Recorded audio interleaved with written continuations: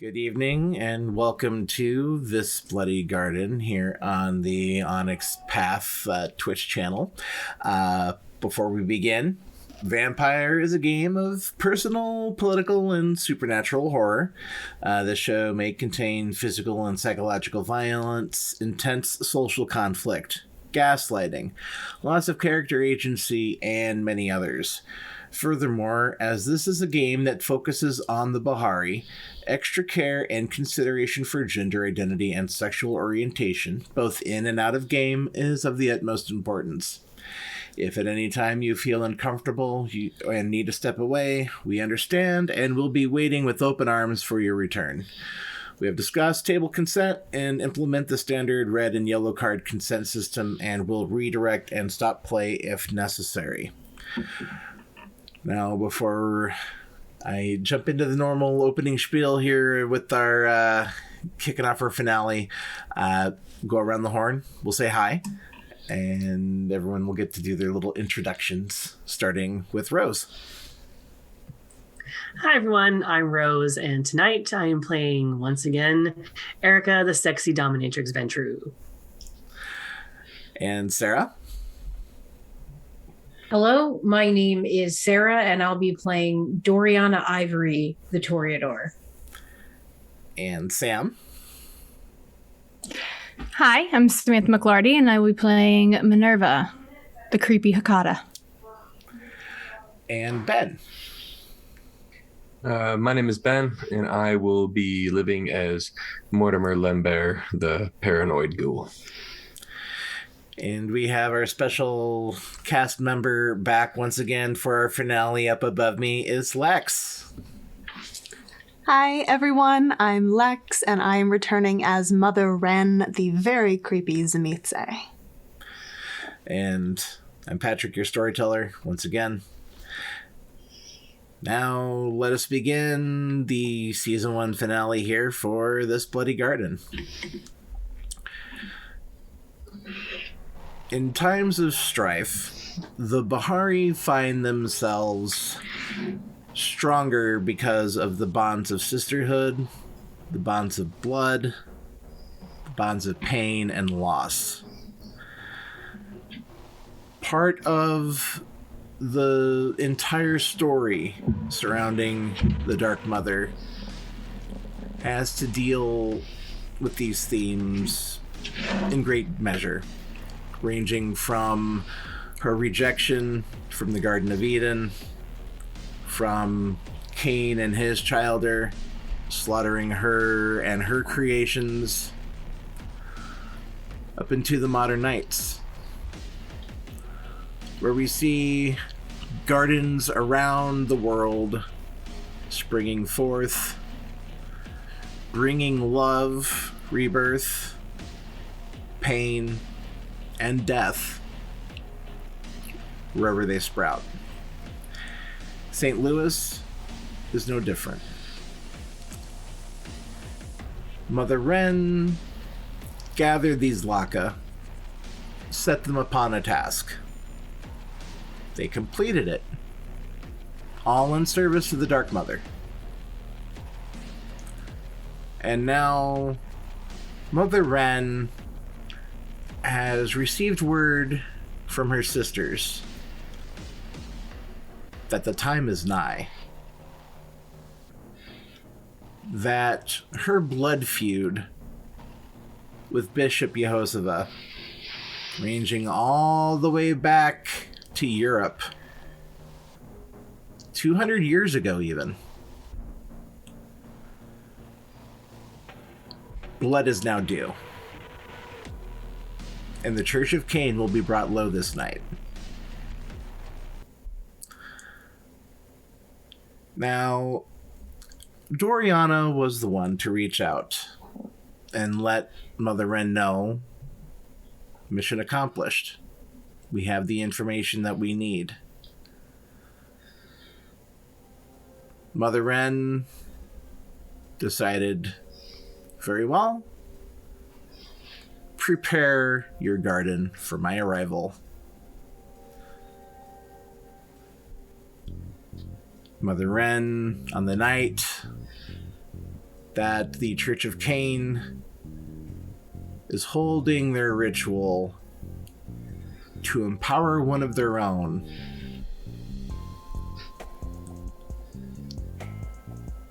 it's time to burn some shit to the ground. Where is everyone tonight before Mother Wren arrives? Let's start with Erica. Where are you at? She will actually have taken a room in the actual garden itself, just for like the proper, cleanse of anything from the outside, from men, from anything that she needs to get done. Mm-hmm. She develops hunger. It's going to be sated later tonight. And let's go ahead, and why don't you go ahead and give me your rouse, Erica? And what do you know? She's hungry. Your beast is ready. Your beast knows that it could very well get its fill tonight. And it reminds you that it's there, and you feel that familiar gnawing pain grow in your gullet. Good morning to you, too. And he does reflect on sort of the teachings of both Minerva and Dory, of hunger, of pain, of suffering, of all this for the mother. And she just thinks of those words in her head as she gets ready. And just for my own edification, what is Erica's current hunger? Currently, it is at hunger 2. Okay. All right. Next up, how about Dory? Where's Doriana before Mother Wren arrives? She's putting the last touch on her general aesthetic, a little different than normal. There's no time for flowing skirts and delicate velvet and lace. It's time to go to work. So she's showing a lot of her body. She's wearing kind of just like a strappy kind of bra, and then this sort of light and gauzy black sort of open thing over that. She's got some tight black pants, some kind of sensible boots, but still with a little bit of a heel. And she has drawn on some different sort of makeup, still very much in her style, but as she's sitting there at her vanity, when she gets close to finishing her face, she's dipping Q-tips in a little vial of her own blood. Is it hers? Whose is it? Not sure. Who's to say? But she puts it kind of near her eyes, in addition to just some red coloring. And the music playing is dark and ominous, chanting, singing languidly in the background. And as she finishes, she's checking her supplies, poppy seeds, daggers, and feeling her own power within her blood as she gets ready. And go ahead and give me your rouse as well. Sure. I also failed. The Dark Mother is definitely at work tonight. And you hear the hoot of an owl outside your chamber, owls in the city? Yeah, it does happen. But, and Dory nods her head as she hears it. And you feel your beast respond in kind. The mother has sent an omen your way. And you grow hungrier. And now we'll go ahead and we'll take a look at Minerva. What's Minerva doing before Mother Wren shows up? Minerva would have... She's been working on a new ability, kind of, and testing it out.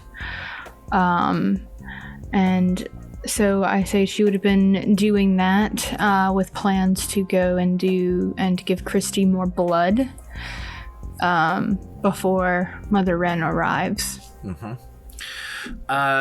Exactly how many dead bodies are down here in the basement right now, Minerva? Do we really need to keep count? No, valid point. Yeah, because they're not in sight. If that makes any difference, if that counts, that helps. They're not in sight. And Mother Wren does bless this undertaking. Mother Wren knows that there's power in death just as much as there's power in the blood. And she encourages we'll say the cross application of Minerva's practices and Dory's blood magic. And finally, Mort,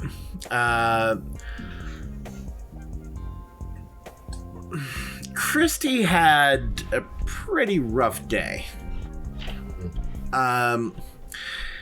Minerva, of course, fed her blood. And while that might have stopped the physical withdrawal symptoms and stopped some of the psychic turmoil that she was experiencing from her bond to Martinius breaking, Christy is still traumatized. And she hasn't really shown much ambition to do much more than sleep, wake up, eat whatever food is offered to her, maybe take a constitutional if she needs to, but then back to sleep. And if she's dreaming, they're very troubled, dark dreams.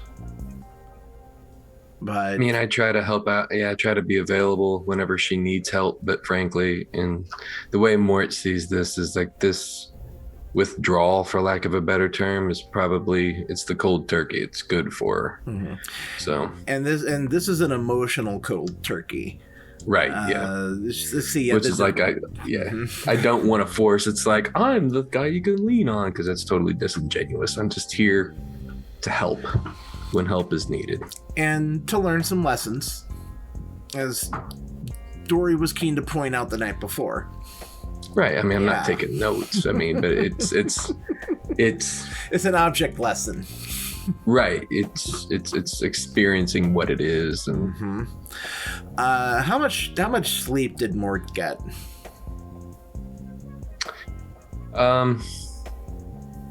He tries to stick to his schedule as best he can, between 6 and 7 hours. Mm-hmm.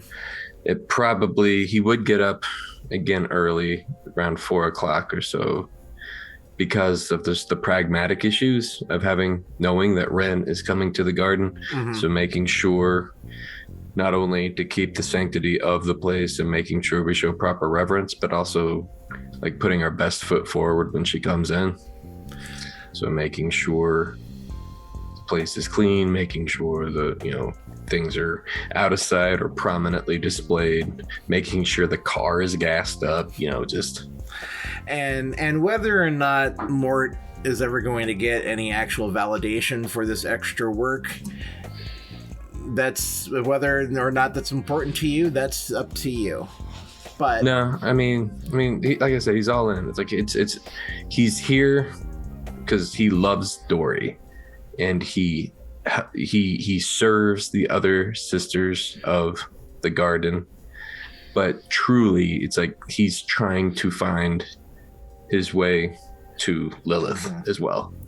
It's just like he doesn't mind being put upon because he knows in some way intellectually that this is the path. It's just a matter of where Mort's a little naive and to think that this, as keeping busy and minor inconvenience, is not the same as pain.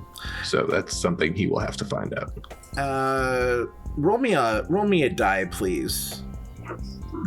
Just one die. Let me know if you succeed. I rolled or a failed. 1. You failed. So Okay.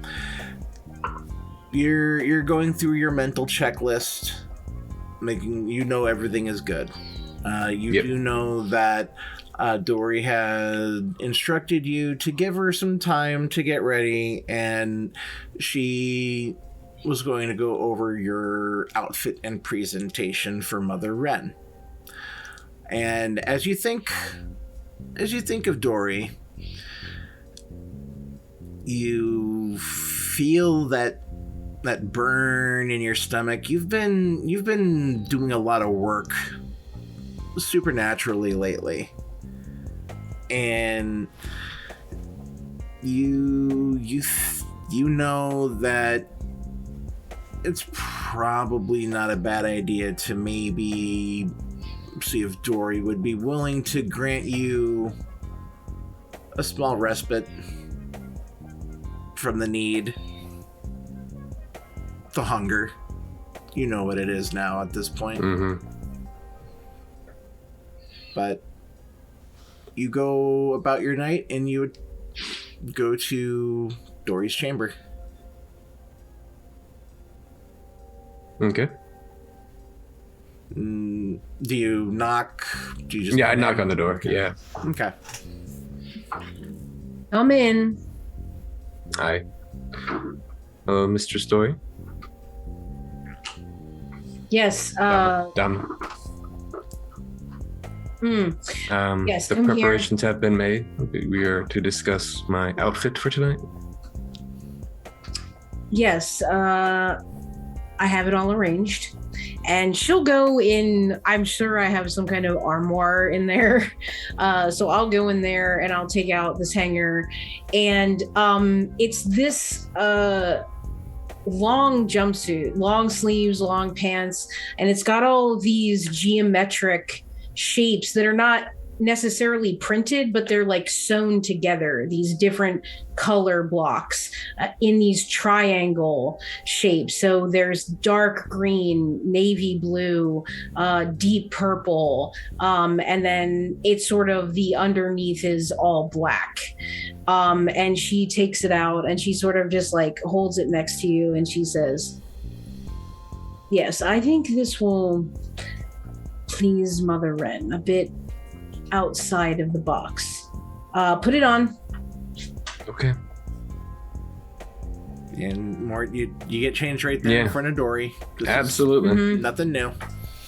And yeah, she's just kind of like inspecting Mort as he puts it on. And just taking him all in. Turn around. I turn around. And face me again. And I face her. It looks like you might have missed just a little seam in the back. Just a small 3 quick stitches and it's fixed. And I think upon seeing that, she will just grab her sewing kit with whatever thread, whatever color the seam is, and take that and just sort of maybe slightly too rough kind of grab him and just stitch up this seam that I missed and sort of maybe like a tiny little snarl as I do it. Just, being a rose and all. But so she fixes that. And then she goes back in the armoire and comes back with this cummerbund. It's black leather. And then it's sort of studded with different silver accoutrement. Again, there's kind of like a large upside down triangle of silver right in the middle, and then it's studded all around, and she puts that around his waist, and it's almost like in a collar where you can pull it and there are holes in it to make it tighter. So she puts it tight around his waist so that his waist is sort of cinched slightly, almost like a so girdle. She kind of yeah, it's almost like that. Yeah, so she kind of like that, and then pulls it, and then she kind of takes him by the shoulders and then stands him in front of the full length mirror that I have in there. And how do you Dory feel? Generally aggressive during this fitting?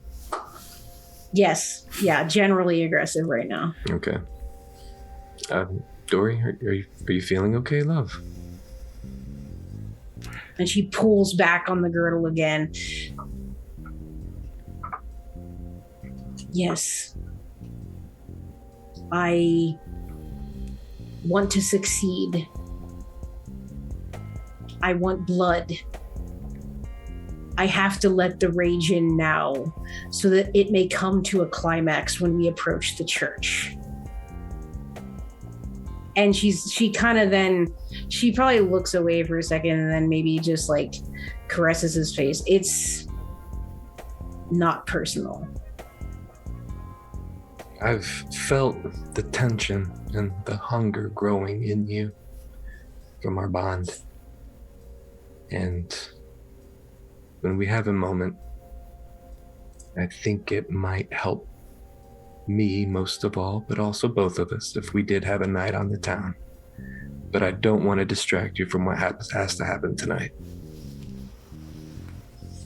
Thank you for this lovely outfit. I hope I please Mother Wren. You will. And yes, once we complete our task at the church, when I've been sated, and then you also will be sated afterward. And then both of us going forward can celebrate the victory. Listen to some music, go out, like you said. He kind of bristles when you say you will be sated, because he finds it kind of vulgar. He's like, I don't want to just drink blood. I more enjoys the time together. So yes. But everything is ready.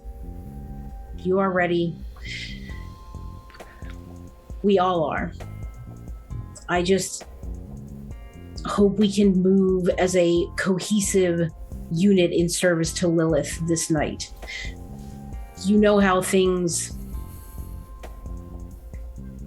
went slightly askew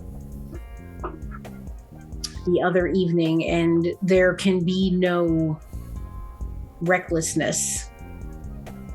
And I understand my own part in that. Because there were no innocent hands really in the fracas at the bar.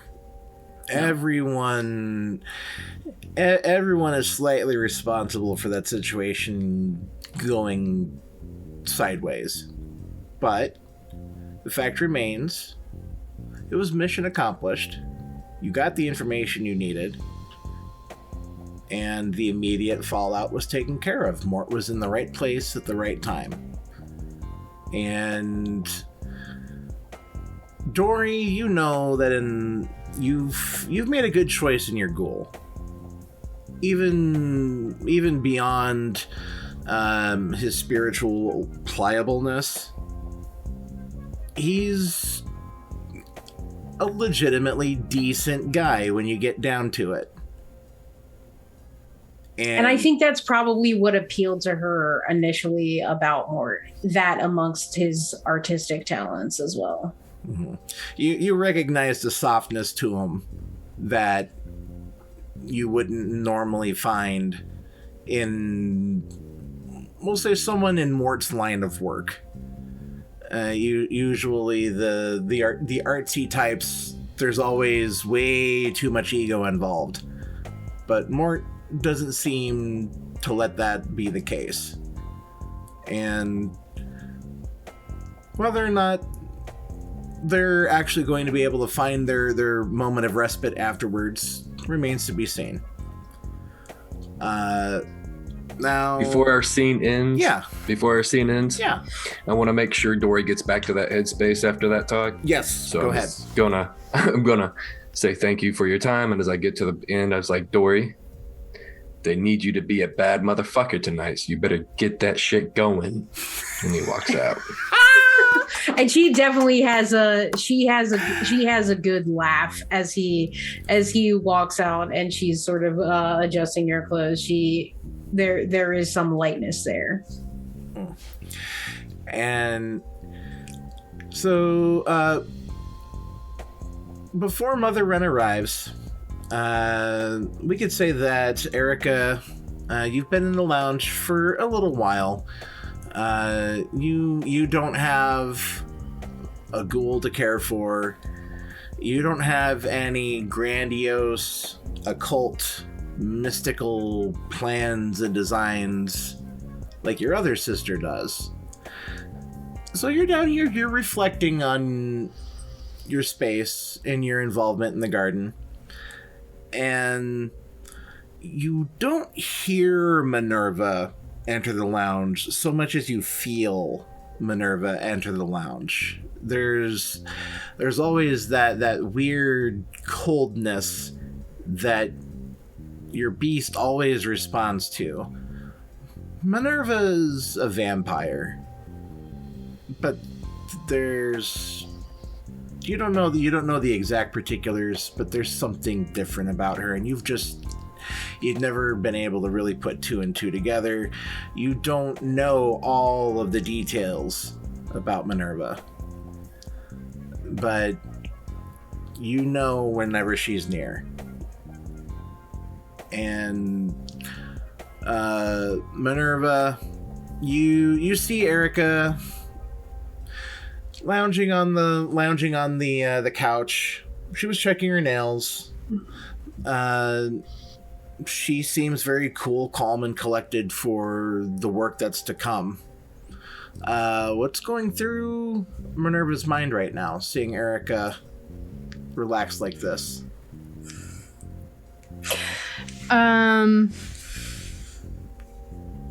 Feel like she's not taking it seriously. She should be doing more to prepare for what's about to happen, and staring at her nails or just lounging on the couch is not it. And Minerva, your bag is full. The murder purse is fully stocked. Minerva is ready to wreck shit. And do you how are you going to approach Erica here, Minerva? You move relatively quiet, given your nature. I would probably end up right behind her. Mm-hmm. If she's sitting or lounging on the couch, I would be like, I guess, at the back of it. Mm-hmm. I imagine it's not against a wall, right? No. Okay, yeah, and then right against the back of it. She is sitting up sort of against it, and then off it once in a while just to go into like her headspace, and then back and leans in. And she just looks down at Erica and drops her bag to let it make a thud to get her attention, and she's just staring down, and she has kind of a bit of a look, if you could really see, like, other than like the shape of her lips and such, a bit of a look of disappointment. What are you doing? Same as you. Mental preparation as well as physical preparation. By checking licking your nails? Well, one does need to make a good appearance. We're going to make a good show of this. I like them to remember us for good and bad reasons.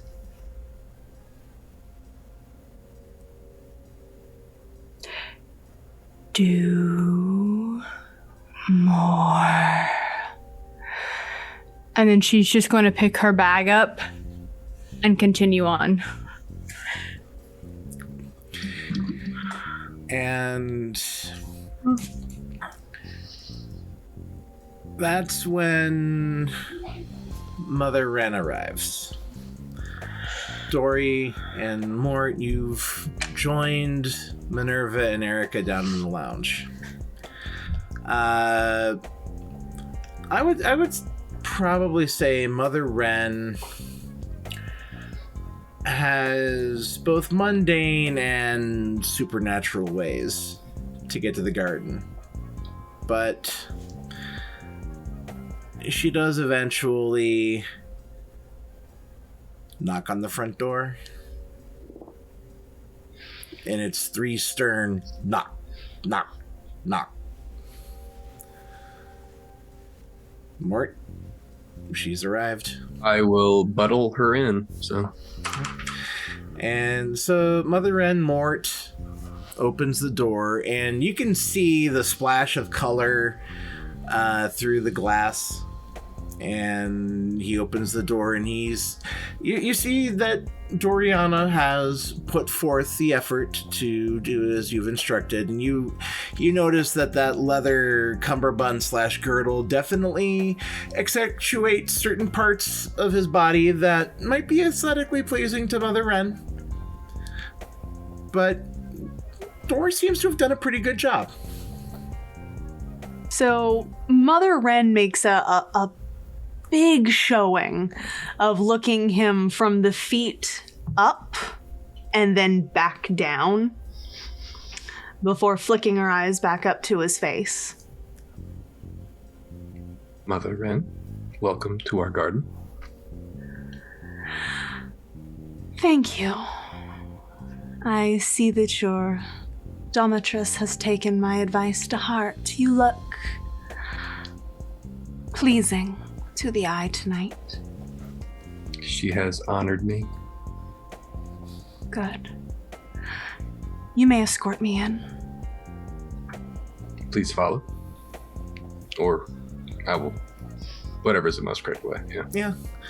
And he bows in deference, and he wouldn't offer an arm. No, but he bows in. Yeah. I am not an escort. Mm-hmm. No, I am showing her. Mm-hmm. And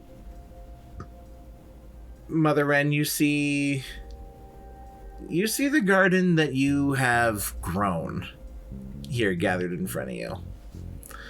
And you don't know what exactly went into them getting the information that they needed. You know that there was blood and death involved, but whose and where? Yeah. You don't even know exactly what became of the Setite that the garden was sent to kill at the behest of a pack of black furies tending to their own garden out on the outskirts of the city. But the werewolf there, Mother Thorn, had called for blood, and your garden here answered. That's what's important. But you're here now, and now would be a good opportunity for you to touch base with your sisters here and settle back in, so to speak. Erica is going to rise at her entrance, by the way. She's not going to be caught sitting. Is it just Erica and Minerva in here when I arrive, or is Dory is there? Yeah, Okay. all three of them are here, and Mort's kind of hovering back by the door that he led you through into the lounge here. Perfect. And just so we're clear, he made everybody aware that Mother Wren was here. It's like that was, yeah. He announced her. Minerva is probably... He didn't just hear the doorbell and went to the door. He made sure everybody... Minerva is probably against a corner. Kind of hidden away. Not really hidden, but what she does. My sisters, I see our garden is blooming. Yes, Mother Wren. It's a pleasure to return, to see things as lush as I would have them. But please, and she crosses around to the couch that Erica was sitting on and takes a seat and kind of settles herself with a ruffle. Tell me, Sister Doriana, how have things been in my absence? Most nights have found us well. We received the information. We interfaced with the other garden in order for our task to be completed. The Setite was a degenerate, and thus met his end. Rather messily, but in the best way. And all was taken care of afterward. Was everyone here present for the death of this Setite? Of course, Mort was not, but yes. Casual, dismissive gesture towards Mort. And did you enjoy that, Sister Erica? I did indeed. I managed to protect our identities and the garden, devouring a mortal to the point of death. First ever, I would say. I'm ever so pleased to hear that. And Sister Minerva, I assume I need not ask if you enjoyed it. Of course I did. I took his soul to help us further our agenda. Good. But please, continue, Sister Doriana. Let us hear the rest of your tale. So, with the Setite neutralized, the other sisters of the garden on the outskirts were pleased. And thus, the transaction ended, and we received the information in the form of photographs and other aspects so that we might ready ourselves even further for the work of the night.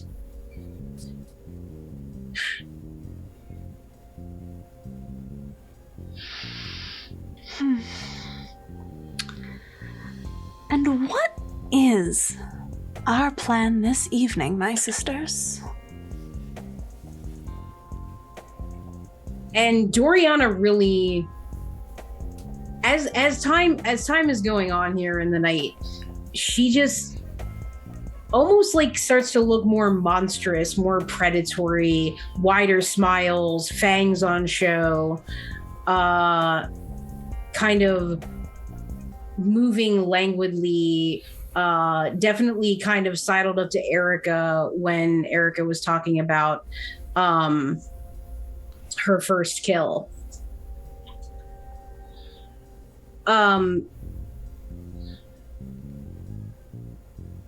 So she looks at Minerva and Erica and Mother Wren.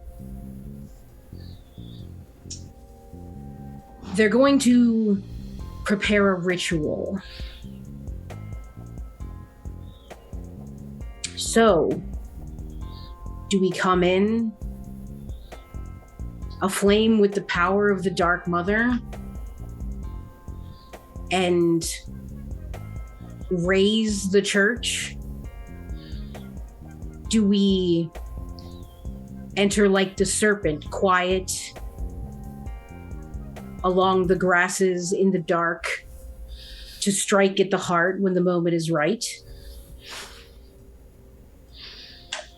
Or some other combination of the two? There are many ways it could unfold. And I am very interested, especially Erica, to hear your thoughts on our approach. Well, most certainly, I do prefer the method of the snake. Slippery, silent, in the dark, where it's safe and we can find security. And when we have the means to strike at the heart or the face. Yes. And storyteller. Yeah. About the church itself, I'm thinking of the actual structure. Yeah.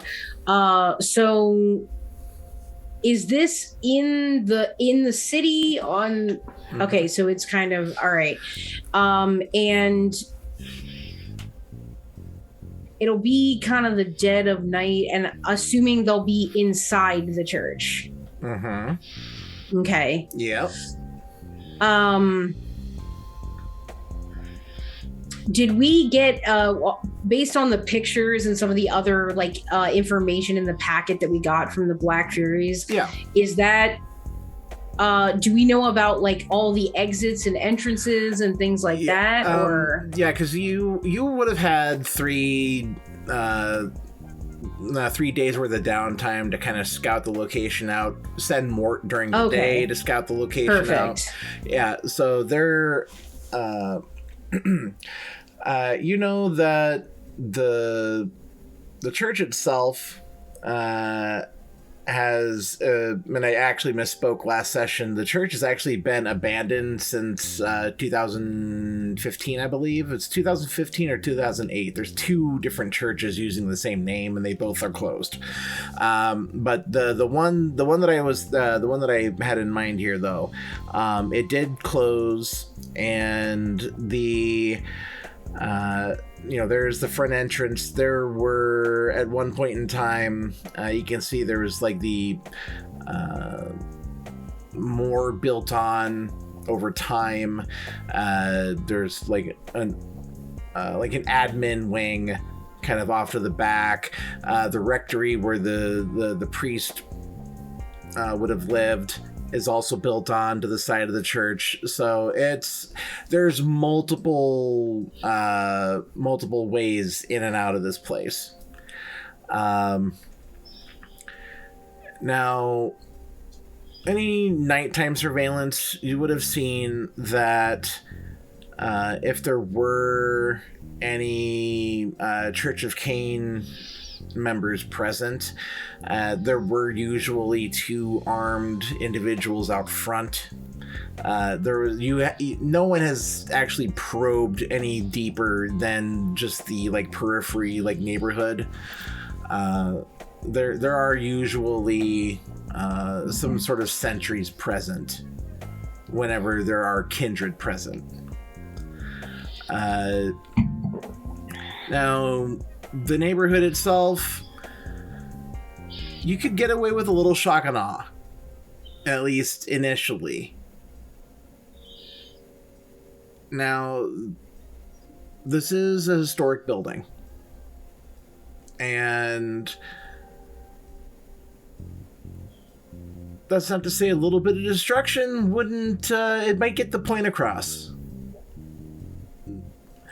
You know, there's bending the masquerade when you need to, there's all but breaking it when you need to. A little shock and awe wouldn't hurt. The soft, silent approach wouldn't hurt. You all could go about this basically however you wanted. There's multiple courses of action that the garden could take. Okay, cool. Thank you for all of that information. That's really helpful logistically. So I think then upon thinking about the church and the photographs, Dory looks at Minerva and kind of has that predatory smile again. Minerva, I think you should be the opening salvo. To walk in first, to put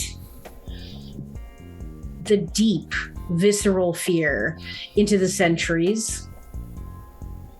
And, of course, you have many enjoyable ways, I'm sure, to snuff them out. I can make it all rot around them before they too fall into decay. Make their stones crumble and break. Destroy their temple.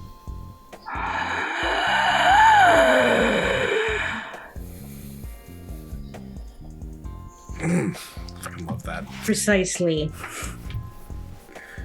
A worthy opening salvo against the throng of our enemies. And after that,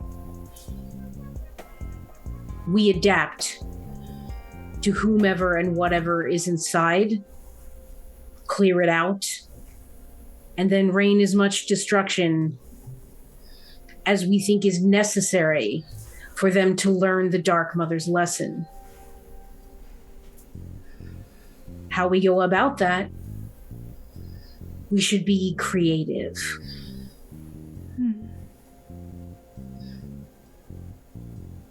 Mother Wren, what say you?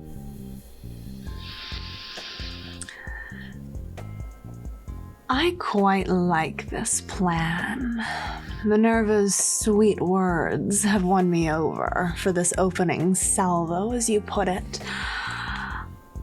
But I would come and enjoy the spectacle if you would have me with you, my sisters. It would be our honor, of course. Good. I would also very much enjoy seeing the final moments of Bishop Yehoshua, of course. Oh, yes. What a sight it will be, though. I don't think any of the Sisters of the Painted Garden can twist the flesh in the ways that you do. So Yes. beautiful. How was it you just phrased it? We should let creativity guide us. Just so.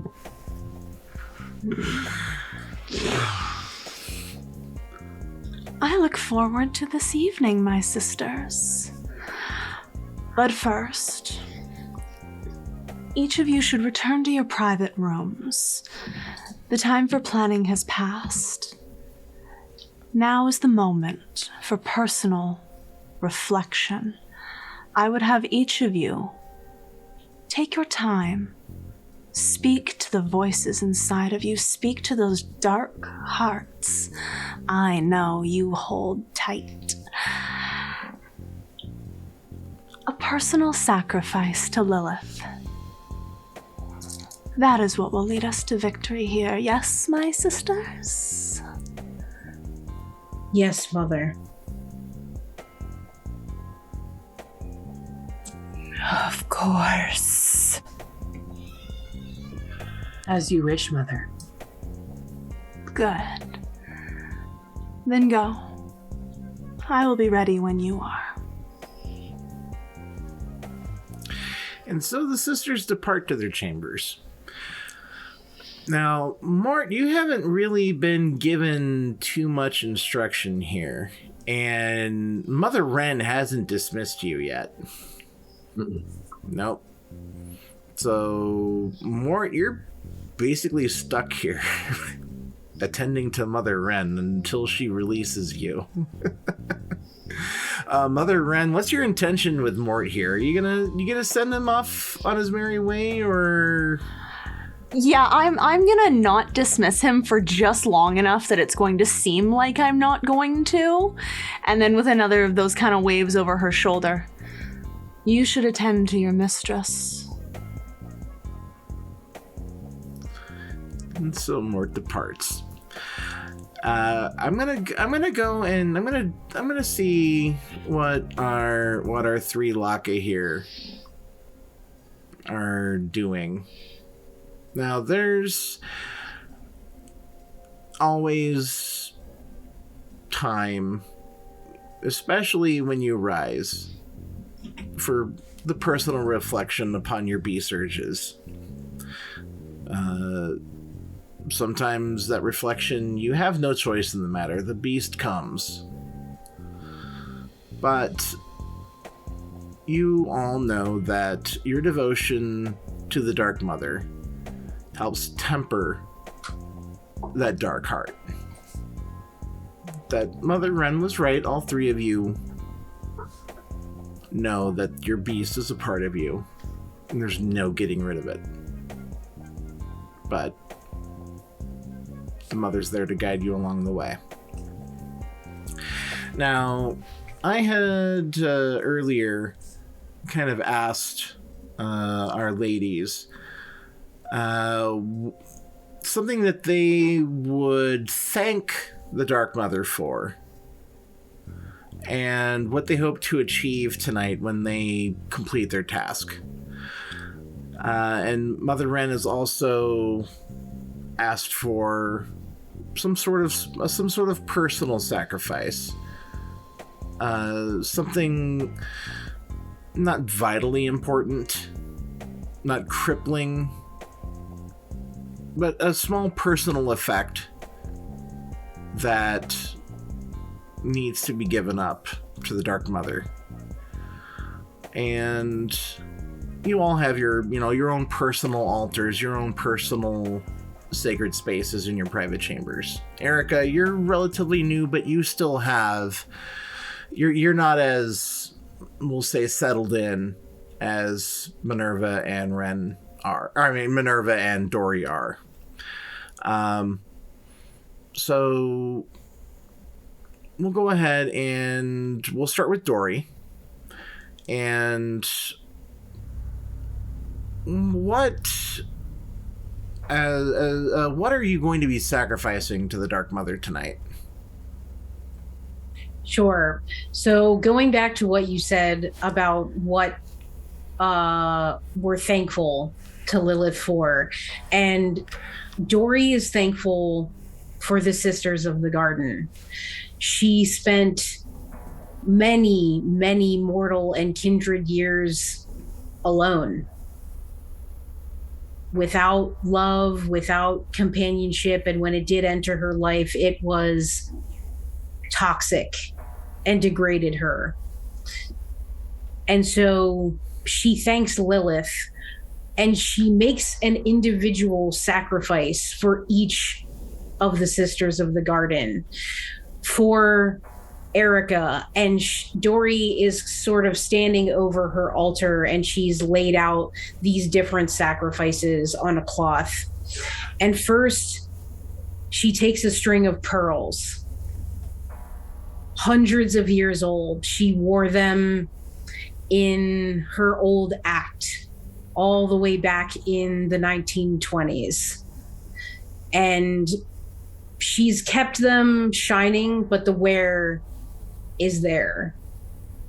And so she stands over her altar and she breaks apart the string and lets each individual pearl fall into this ceramic bowl. And she says, for Erica, for the maiden, for the body, for the first cycle, for the suffering just discovered, for the future of the gardens and the future of Lilith. And she takes her knife, one small cut at the top of her palm, and lets the blood fall in. And then for Minerva, this is a handkerchief. It doesn't look like anything special on the surface necessarily. It's a dark burgundy color. It still has a hint of cologne smell on it. And she takes it in her hand, which is already bleeding. For Minerva, the mother, for the physical aspect, for the spirit of the garden, for layers upon layers upon layers and lifetimes of suffering and pain, of the millions of selves that live within us, the outer, the inner. And she rips it apart. The knife slits another second in her palm. And the shreds fall in the bowl. It was a handkerchief belonging to her sire. Long, long gone now. Claude. And as you've drawn this blood to help seal your own personal ritual here, go ahead and give me another rouse check. I figured that was coming, and that's okay. Yep. I did pass that one. You steal your beast. You know that you are going to need to be in control tonight. You cannot make a mistake like you did in the bar. You have to keep control tonight. And I'm going to go ahead and give you a temporary willpower to burn at any point in time. Ooh, cool beans. Definitely won't say no to that. Mm-hmm. And we'll turn our attention to Minerva's ritual. Now, Minerva sits in a weird spot, physically and spiritually. She has no personal connection. The shell that Minerva is wearing right now has nothing, save for whatever personal effects Minerva herself feels necessary. There's a cold calculation to Minerva's practice. And how does Minerva go about her own sacrifice to the Dark Mother? Minerva actually has a I'm stuck between two different things.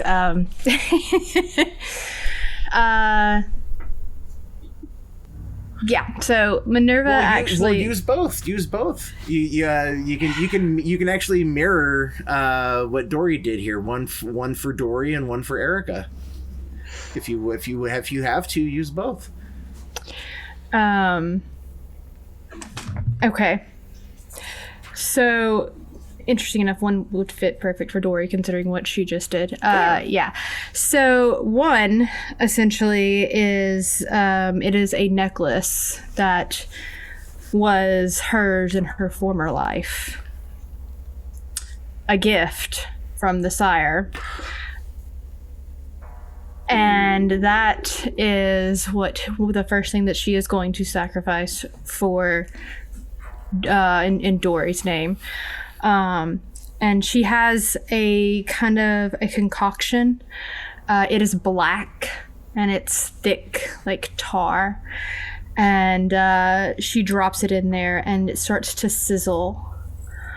And I'm not going to say all the words and stuff like that because it'll be forever if I try to get through all of that. So, but essentially, yeah, she'll do something similar to what Dory does, but she will drop it in there and it kind of sizzles and dissolves into nothing.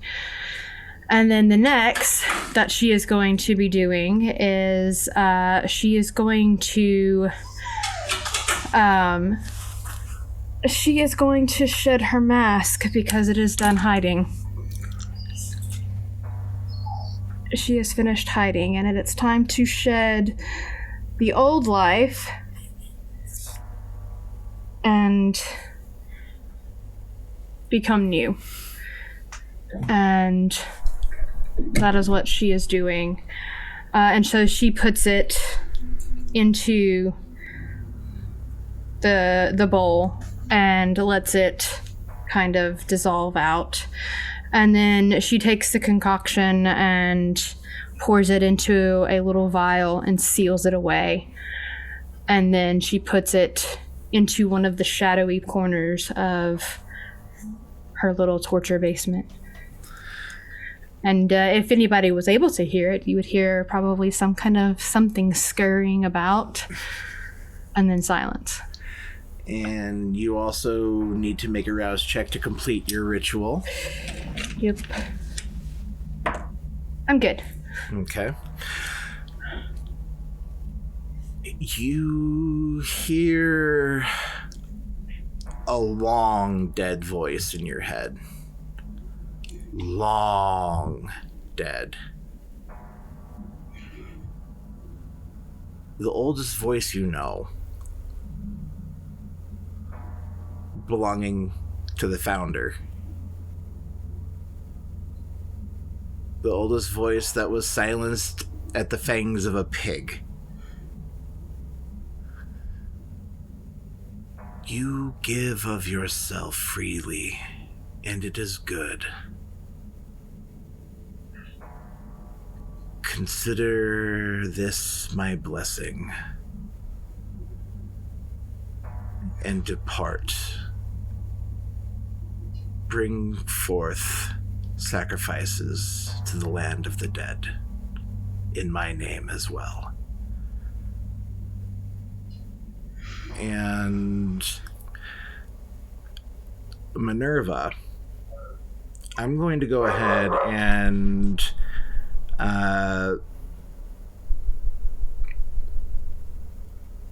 I'm going to let you have one extra bonus die to any Oblivion powers during the attack. And finally, awesome. And because that necklace was centuries old. Yeah, it was a really old one. And that mask was that was a big thing that she just did. Destroying her mask that was handed to her upon her awakening. Yeah, the whole thing essentially, like, the thing that she was thankful for was having the second chance to be strong and not a pawn like she had been for centuries already. And being part of the garden has given her the opportunity to actually be a person for a greater kind of cause, and to actually give her the opportunity to have a say in what happened, and to equally show strength with her sisters. And so that's a big deal for her. She has not had that opportunity until the garden. And what do you hope to achieve tonight here with this attack?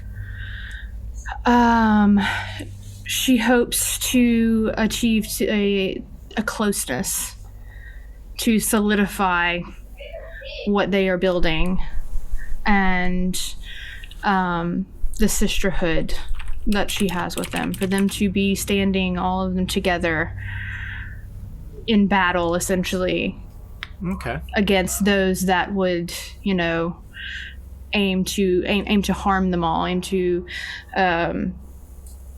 exterminate them. That's what she is hoping for. And finally, Erica, you're new to the Bahari in general, but you've taken their teachings to heart, and you know that these personal sacrifices are just smaller deaths in the service of Lilith. The part of the Bahari shtick is the stripping away of the ego and replacing it with something more akin to the Dark Mother herself. And what's maybe going through Erica's head as she's starting to pick out her sacrifices? She sort of reflects, funnily enough, on her life before she was embraced. Which is weird for her, because she never thought she would actually reflect on something like that as a Laka in a Bahari years after being embraced. And she thinks the biggest thing that she's thankful for, that Lilith was present in her life well before turning. She was given opportunities. She was given tools. She was given tools in the form of both people and actual physical objects.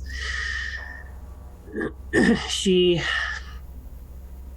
suddenly feels herself kind of just feel very connected. Probably after a little while. She had been connected before through Dory's words and through Minerva's strict but very, very forceful teaching. But she feels even personally closer now as she realizes Lilith has always been there for her. It seemed that there was a potential that she had always had, and she sees a glimpse of it. Her goal for tonight is to set free, whether through death or through re-education or however we sisters decide to free the captives of Caine, per se. To do so, as you say, she does have to strip away her ego. And it's not something as easily as getting rid of her social medias, although that's a good step down the road for sure. She does definitely consider that down the road.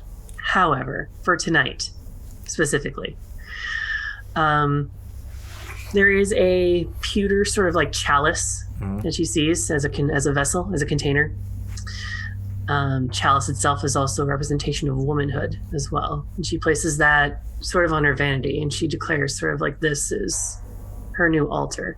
It clears away most of the makeup, most of the things that she used, and the fripperies and stuff. And on her windowsill, there's a single sort of drying out rose. And she takes that, plucks the head off of it, puts it in the chalice. She just mutters the word, "My sister Dory." And a light, sort of see-through, shimmery sort of fabric that makes her think of Minerva. It's just frayed along the edges, just a square of it. She puts that in there. And then in one of the drawers, she opens it, and there is a small little, sort of shabby-looking, not necessarily ring box, but a box that can contain a small jewelry of some kind. Mm-hmm. And she opens it. Memories flood back of the first man who seduced her ever. And she thinks of the time where, during a service of some kind, by the way, he's a cult leader, during one of his services of recruitment, there was a police raid. Everyone was arrested, including herself. His last act before he was taken away, later tried and executed, and for basically running a murder cult and being found guilty of it. Before being taken away at all, he had given her this ring and said, "This I imbue you with power with. I want you to take it. I want you to do with it what you will. Sell it. But know that this is a part of me that I give to you. Move on." She's learned to look at this as sort of a flag that she's carried on. She no longer needs to carry this flag.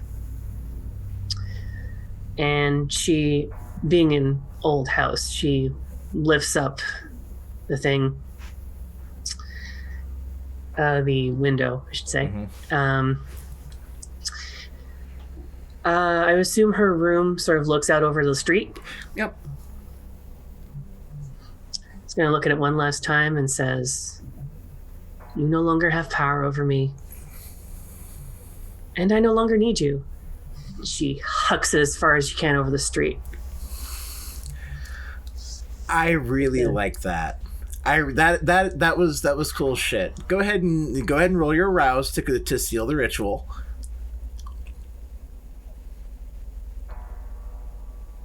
Yeah, it's 3. All right, so your beast doesn't like this. It's uncomfortable. You're making us feel shit. Why are you doing this? Does Erica currently have any fortitude? I think she does, hopefully. Mm-hmm. Scrolling up slowly. 2 dots. Okay. What do you have for your level 1 abilities? Unswayable mind. Okay. And the second one, I'm assuming you took... I took toughness. Toughness.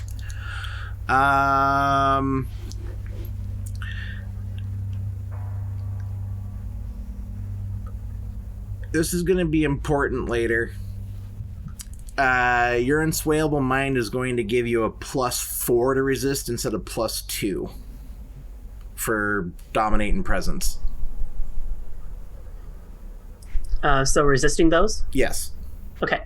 So anytime you have to roll to resist dominate or presence abilities, unswayable mind normally gives you a +2. You now have +4.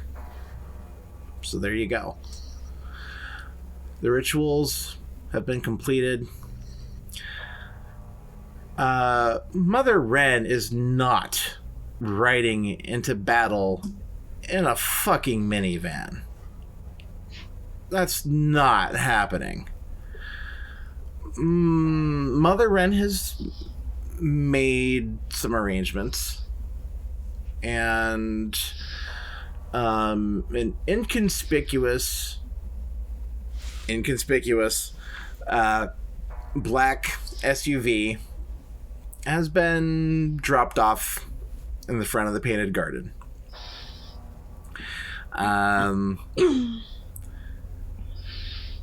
Yeah, there's a certain prestige that you get just climbing out of the biggest fucking vehicle you can when you're rolling up to wreck someone's shit, which is what the garden's planning on doing.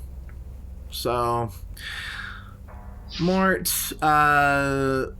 it's probably not best if Mort's going to be doing sneaky stuff and wearing Dory's outfit. The need for the aplomb and the ritual of it is no longer necessary. So, Mort's probably, I don't know, what would Mort think would be a good, we'll say, tactical outfit for tonight's adventure? Earth tone standard street clothes. Something that looks boring and mundane and nondescript. And leather cat suit in the Zoom chat. Not even like cool turtleneck, because that would be too conspicuous. But that's Erica's. Erica's. Combat boots and a leather cat suit. But one of us has to change. So everyone is nuts. Everyone's kind of gathering down in the lounge to get ready to depart.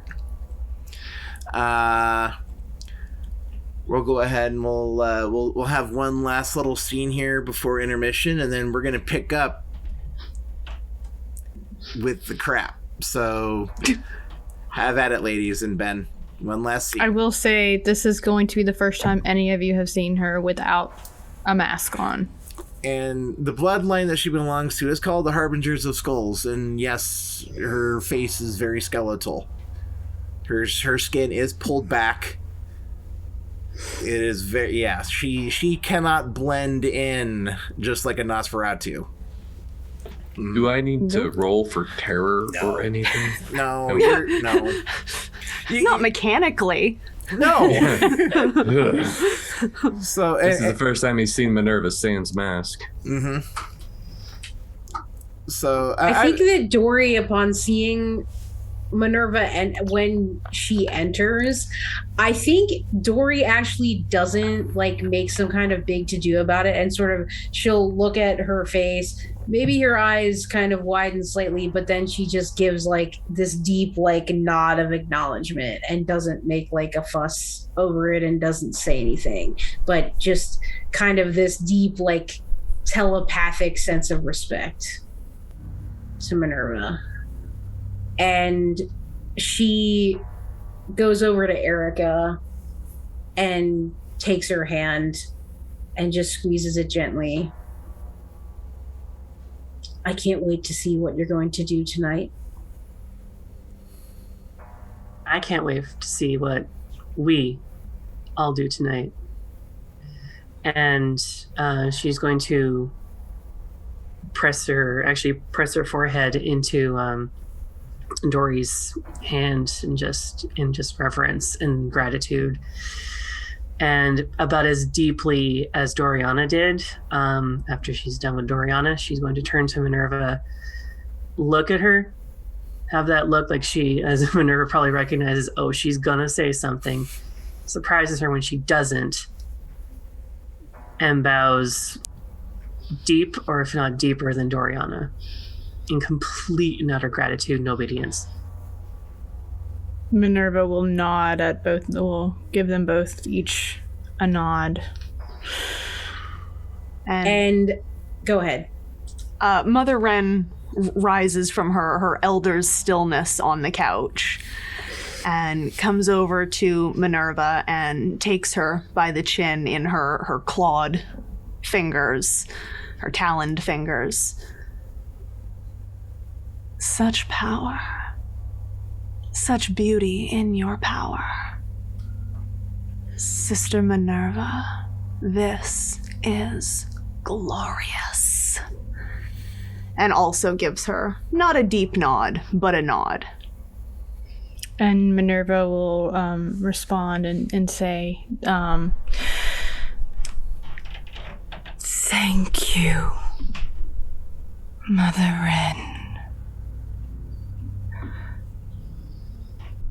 and then give her a nod as well. My sisters, the air is crisp, and the night will be bathed in blood. And that is where we will end our first half. Catch us in 5 minutes. It's go time. And welcome back. So, our garden has loaded up in the appropriated black SUV that Mother Wren has provided. We're gonna go kick some ass in style. We're not showing up in a fucking minivan. No. So, Mort, you've parked the SUV a few blocks away from the church. It's a quiet, historic neighborhood. So we would have done like debriefing as well. I would have told them where I was parking. Yeah. I'd have told them who I was monitoring, and I would have let them know if things go south, this is the rendezvous point where I'm going. Yep. I probably wouldn't have been like that, but yeah. No, we know. Logistics have been put in place, and there is a plan going forward. But the objective here, drop everyone off. Wren, where would you like to be? Would you like to be riding with Mort in the SUV in the neighborhood, or are you gonna stay, we'll say, conspicuously hidden on site, ready to swoop in if necessary? I think I'll be staying inconspicuously hidden, I should say. I'm not missing this kind of a party. Understood. and Mort, you're how are you going to go about surveilling the neighborhood? What's your game plan here? What's Mort's doing, or what is Mort doing? So I want to keep eyes on the hiding spot for Mother Wren. We will probably do a couple of bouts, like just to get a feel for the general activity. And if we're being honest with it, I'll make whatever role you need to have, but I need to have a last second distraction planned in case we do gain notoriety. Like if there's a group of people or somewhere that I can startle or rile up or something to cause a distraction. I've got something for you. Don't worry. There's the thing about these older historic neighborhoods that might not necessarily, we'll say, have all of the money in them that they used to. There's always some sort of artsy-fartsy like revitalization project going on to try to, there happens to be some sort of like fall festival going on. It's catered to more we'll say the young professional. It's supposed to be like a business meet and greet. Oh, look at the pumpkins and the pretty orange leaves, and but it's mostly a reason for there's ample cover that you can use. Okay. And as far as we have a police scanner. I'm keeping track of. Yeah. Yep, you've got a police scanner. You've got whatever relative binoculars if you want some night vision. You've got what you need to do an effective job. You work for vampires. They're gonna fucking super take care high of you. tech. It'll be something I can get at Radio Shack. But yeah. And then I want you to go ahead and Mort. You said you wanted to kind of keep an eye on Mother Wren's hiding spot after the circuits. Go ahead and do a wits and streetwise, please.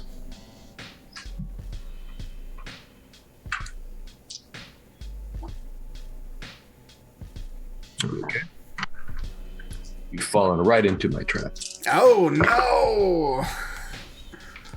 no! We've got 5. Yeah, and you might actually over the course of all this, you might have actually pointed out a spot for Mother Wren to post up at, and she of course, well, obviously yes, and she this works, and you also find a spot where you are able to keep a watch on her.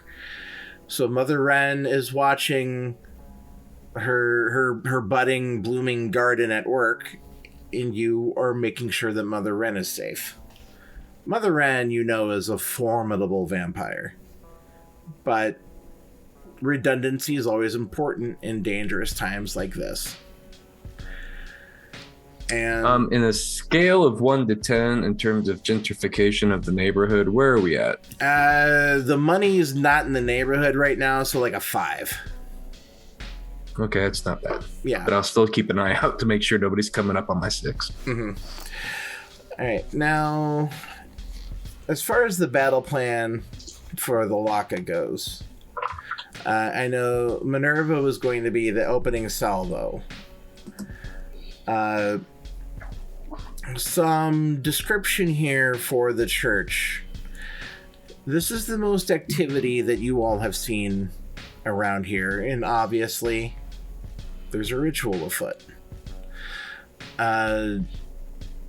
Not all of the vehicles are, clumped around the church. There is an attempt made to be somewhat inconspicuous, but okay, that's a relatively new, fancy, it's not quite a limo, it's a town car with rear-facing seat, the overall wealth level of the vehicles in the neighborhood do not reflect the neighborhood right now.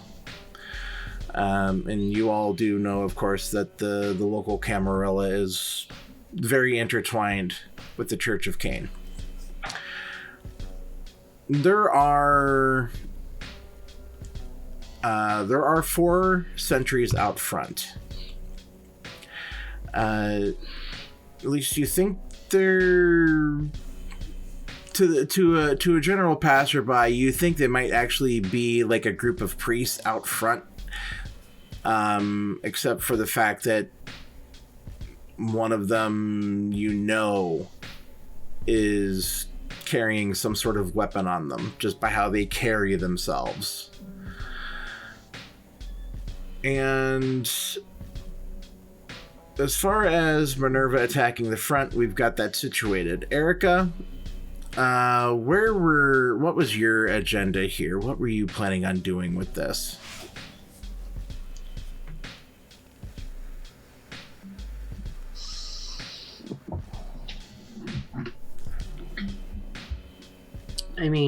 Gonna go for the stealth per se. Okay. What we need to do if we want to go for up front is get rid of any obstacles in the way, however necessary. Now, as far as stealth goes, I did mention earlier that there are multiple points of entry into this church. So if it would suit the garden to have Erica try to get in through an admin, the administrative offices, that's definitely doable. I would say let Minerva be the one to try to draw attention to the front, which would give them the opportunity to go in through the sides or other I like that. Entrances. And, I agree. And I believe, and I believe Dory, you were gonna follow up behind Minerva. Correct. After Minerva sort of actually deploys the power, she wants to almost be on the sides in a flanking almost situation, to basically step in as soon as things start to pop off. Understood. Now, Mother Wren, you see them get into position. And it is good. This pleases you. And you have every faith that you've picked the right lockup to carry about. There's definitely your own personal motivations. This is the eternal struggle, and the religious battleground is one of many. Mother Wren has needed Bishop Yehoshua dead for a very long time. And the opportunity presented itself that now Mother Wren is going to make sure that Bishop Yehoshua pays for the centuries of spilled blood, crimes against the Dark Mother, crimes against her womanhood, for kowtowing to the patriarchy that Caine represents. And the blood spilled tonight will be sweet. And will prove good food for the garden. Minerva, the time to strike has come. You know that your sisters are ready. You know that Dory's servant is ready to protect Mother Wren if necessary, as futile of a gesture as it is. But it is time. How are you approaching the front of this church? Before I leave them, I'm going to take off one of the gloves. Mm-hmm. And it's just going to kind of go into a pocket. And then I'm going to take my bag and kind of put the strap over me so that it stays with me at all times. Mm-hmm. And I'm going to essentially keep my head down and just start walking up towards the front. I'm activating Touch of Oblivion. Okay, go ahead and make your rouse, please. I'm good. And then I've got everything prepared for the aura. Okay. But I have the Touch of Oblivion activated too. Understood. For other reasons. And I'm just going to keep my head down and try to getting as close as possible to them as I can. Okay. And yeah, I'm heading straight. If there is a pathway to the front door where they are, I am on that pathway, and my head is just down. Okay. As I'm walking. And there is street near the curbside parking in this neighborhood, and there's a sidewalk. There's multiple sidewalks going to the various doors here along for the church. And as you step off the sidewalk and you start to make your approach, the group of 4 men out front immediately pick up on the fact that you are coming in their direction. One of them kind of breaks off from the group, and you're not going to be able to catch the front door if you activate from where you're intercepted. If you want to proceed further to do as originally planned, you're going to have to make your way past the sentry as he comes out. This is the one that's armed. And he's dressed like a Catholic priest. Roman collar, black blazer, black collared shirt, but he's got a pancake holster underneath his left arm.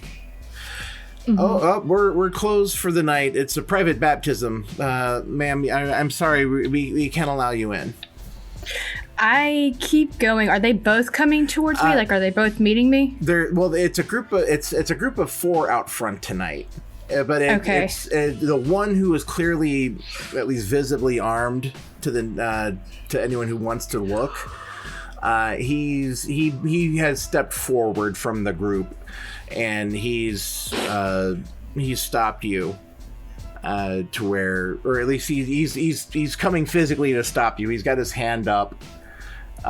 He's not reaching for his gun, but he comes up to stop you. Oh, ma'am, we're closed. And then he actually sees your face, and it takes a second to process. And then he starts reaching for his gun, and you can do what you need to do right now. The moment I see that he has recognized, I'm going to palm his face, and then I'm going to dart for the door, and as soon as I get close enough to where it will hit the front door and them, I'm releasing the aura. Okay. Go ahead and roll me a Dex and Brawl, please. Mm-hmm. And he is going to attempt to actually sidestep. I'm gonna rouse as well. Go right ahead. Up for my dex. Okay. I'm good. That's those. And that. Okay. All right. 1, 2, 3, 4, 5. 2 of those are criticals. Okay. He just got 3. Okay. You don't break your stride. Your hand comes up. Oh, ma'am, stop. Hand goes. Your hand comes up, touches him in the face. Straight to the face. He realizes what's about to happen, and he sees your skeletal, corpse-like hand coming up. And he tries to move out of the way, but he's too slow. Your hand touches warm, living flesh. And his face instantly blackens, cracks, flakes away. The smell of putrid rot immediately fills your nose, Minerva, if you want to savor your handiwork.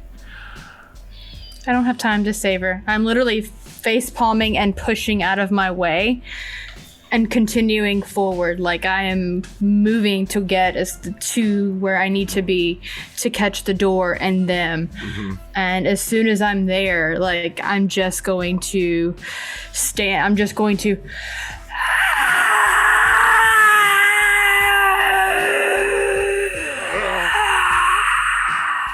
and release it. Do your rouse for that, please.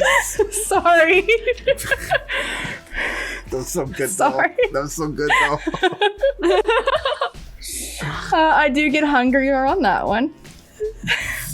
The screams and cries of the dark after the stone was rolled over the front fills your head, and you let it out. And anyone around can actually hear these screams of these long dead kindred who were abandoned and left behind, and who somehow managed to make their way back through the Shadowlands to the lands of the living. And the mortal men keeping vigil out front immediately shrivel and age 25, 30, 50, 75, 100.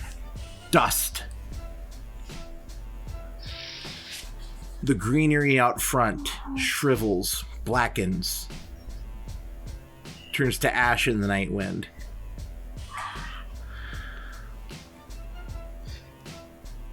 Mother Wren, what goes through your head when you see this destruction?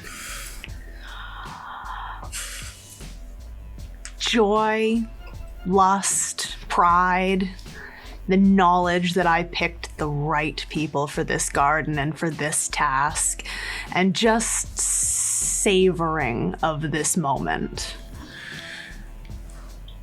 The brick and stonework in front of, or in the facade of the church, the mortar crumbles to dust, stone falls out of place, wood turns gray, black, rots. The concrete sidewalk that Minerva is standing on even breaks down into its base components. There's so much death and destruction. The fight hasn't even started yet. As the front of the church crumbles away, the light from inside spills out into the front yard or front lawn. Clouds of incense waft through. Chanting in Latin can be heard. I know Latin. What are they saying? The blood is life. The blood is power. All praise Father Caine. And they haven't the people inside the church haven't fully realized what's going on yet, and you all can't really see what's going on. You're going to actually have to enter the building to, really take in. Erica, you hear the shrieks in the night as Minerva's power does what it does. You are you going to try to you're going to try to sneak into like the admin offices? Was that my impression here? Just gonna go from above. Ooh, okay. Okay. Do tell. Plan was get in from the top, or at least the top-ish floor or overlooking balcony of some kind. Mm-hmm. Anything that she can drop and cause a disturbance, break a circle, anything like that, that ritual needs to stop. Oh, you want to sneak in through the, or you want to sneak in through the destruction that Minerva created? Is that, or you want to go in through the back and then work your way inside and be the background disruption? Through side or through. Okay, I understand. Side back, however, okay. Yeah, but inside destruction. Okay. Basically. All right. So Erica, you found you found a nice section of the building that's not lit up. It's dark. You assume that it's not currently being used. Perfect. All right. I want you to go ahead and roll me. Let's do a Dex and Larceny, please, or Strength and Larceny if you want to, depending on if you want to pick or break the door open. We'll go Strength. Okay. We're gonna bust this door. 2 successes. I'm gonna break a nail. And you punch the door.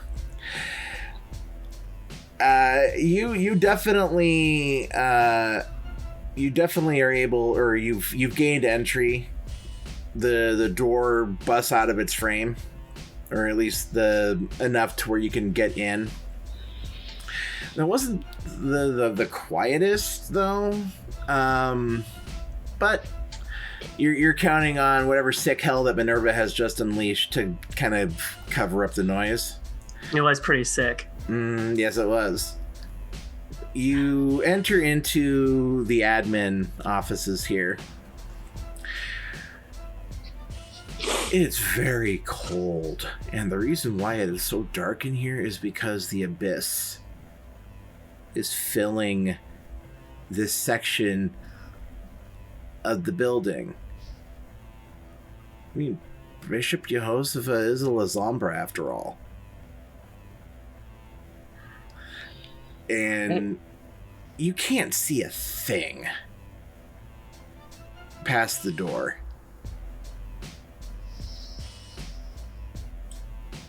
She does have one of those mini flashlights, and she's just gonna give it a try.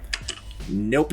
The light is swallowed by the abyss. Of course.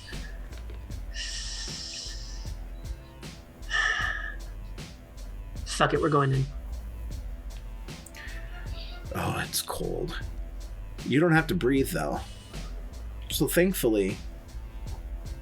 But it's cold. It's very cold. I feel cold. Yes. Your beast is... This is a new sensation to you. You've never encountered the abyss before. This is... But it becomes very, very clear, though, that you are not going to be able to see in this. If you want to try to feel your way through this hallway into what you would perceive to be a logical direction deeper, you can definitely try. Y'all mother gives us some challenges. She can go for it. She's going to feel her way through. Give me a resolve and survival, please. Yes! Yes. Just built for this shit. Okay. 3 successes. If you know if you were still alive, you would be dead by now as you make your way deeper and deeper. Occasionally you feel something brush up against your leg or your arm as you're feeling your way down this hallway, but nothing really latches hold. And your hands eventually come to a stop on a door, and you open it. Your eyes are immediately assaulted by a flood of light from a bonfire that's in front of you. You've made your way through the admin into the back of the sacristy of the church. You are tucked back behind in an alcove that it's kind of like a back room that's stuck off of the central area where you would have the altar in a Catholic church. Where the altar would normally be, that's where the bonfire is. You weren't expecting to move from literal blackness to this. And just as your beast recoiled in the abyss, it's recoiling at the side of this fire. You are going to need to roll me willpower, please.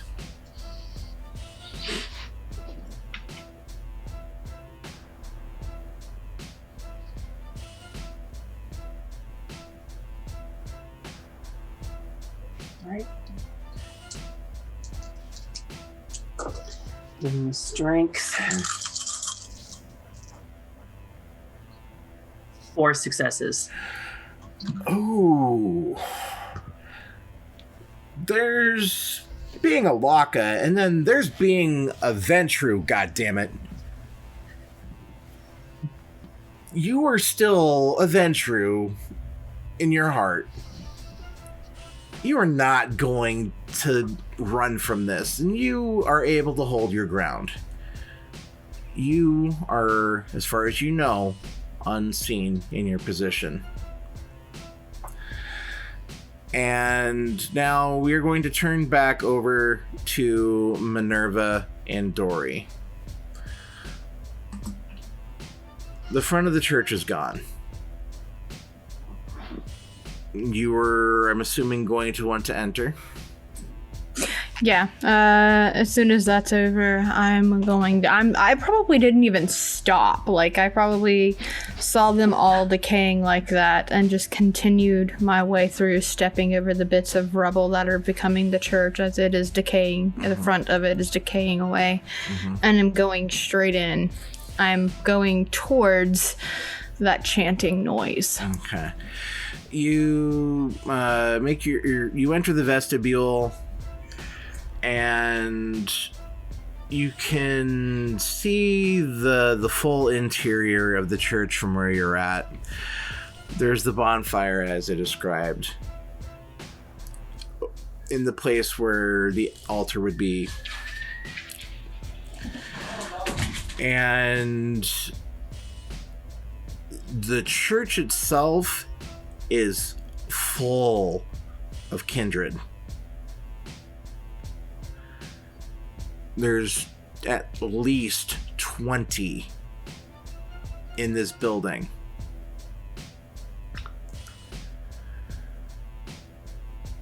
Ten of them, however, are strung up above the bonfire. Their throats slit, actively bleeding into the fire. And you know they're kindred because their faces, the beast is recognizable to a kindred in frenzy.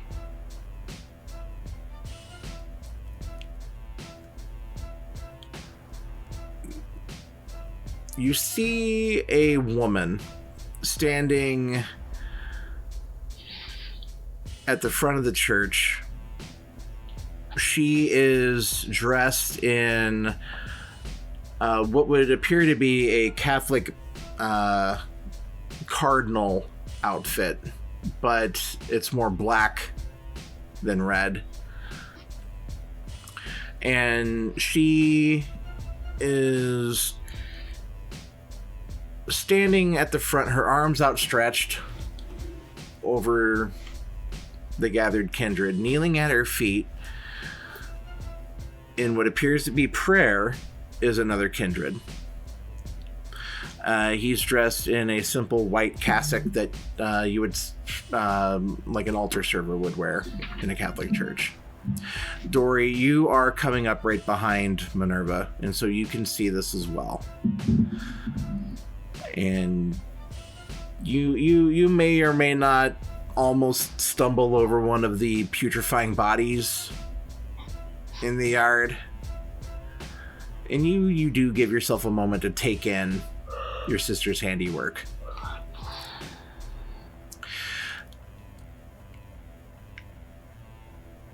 The kindred inside the church do not seem to notice your presence right now. Okay. Tell me something. Yes. Any potted plants in here? It's got to look nice. And are any of the non-strung up kindred standing near the potted plants? Sure. Why not? Okay. This is what I would like to do then. Okay. I imagine that Dory was kind of following Minerva like in a slightly stealthy way. So like a bit behind, kind of crouched, making as little noise as possible. So she'd like to continue that stealthy approach, let's say to the left side. I would say that Minerva is purposefully trying to draw more attention to her so that you two can do the stealthy thing. Mm-hmm. Yeah, absolutely. So, yeah. Cool, perfect. So, I would like to approach one of the potted plants. Okay. And I am going to do a ritual. Oh, what ritual are you doing? So I'm going to do Coax the Garden. Okay, what page is that in the Cult of the Blood Gods book? That is 55 to 56. Thank you. I do have it all written down here, though, for me. Mm-hmm. So this is basically what Dory will do is she will probably give that same hand that she's been cutting all night another little nick to put some blood into the soil and grab a couple of those poppy seeds that Mort had gotten for her and cast them into the soil along with her blood. So I now will make my ritual roll, which is intelligence and blood sorcery. It says usually if it's not specified that there is a rouse check associated with the beginning of the ritual. Right. It doesn't say on mine, so I'm gonna just assume that there is one. It makes sense. I'm spilling blood. Yep. Okay, I am good. I did pass. Okay. So cast the blood and seeds, and then I'm gonna roll intelligence and blood sorcery. Let's see. I am going to, since I passed that one, I'm gonna rouse my intelligence. Okay. Pass again. Hell yeah. And then that's 3 for that. Okay, here we go.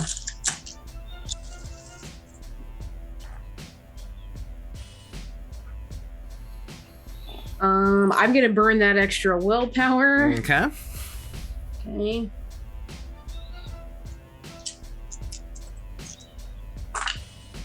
Oh yeah, baby.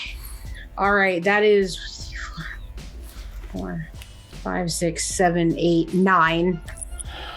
Oh boy. So that's 9 on that is a critical success as well. So basically this is going to it's going to animate the plant life, right? So whatever plant this is, I'm assuming it's one of those hardy indoor, like a pothos or like a snake plant or something like that are like super hard to kill. Yep. So basically anyone that comes near it, the plants are going to reach out and bind them and actively search for basically limbs or body parts to sort of animate and come out. So anyone who gets caught in the range of this plant will have a 2 dice penalty to physical pools. Okay. Not only that, but the critical win, all the plant attacks are doubled, so they'll take 2 superficial damage for each turn that they're caught in the plants. Let's see. So the plants are like the animation is like tripping people, gripping them, grappling them. Those are kind of the main things they're doing. So they get the dice penalty and the damage.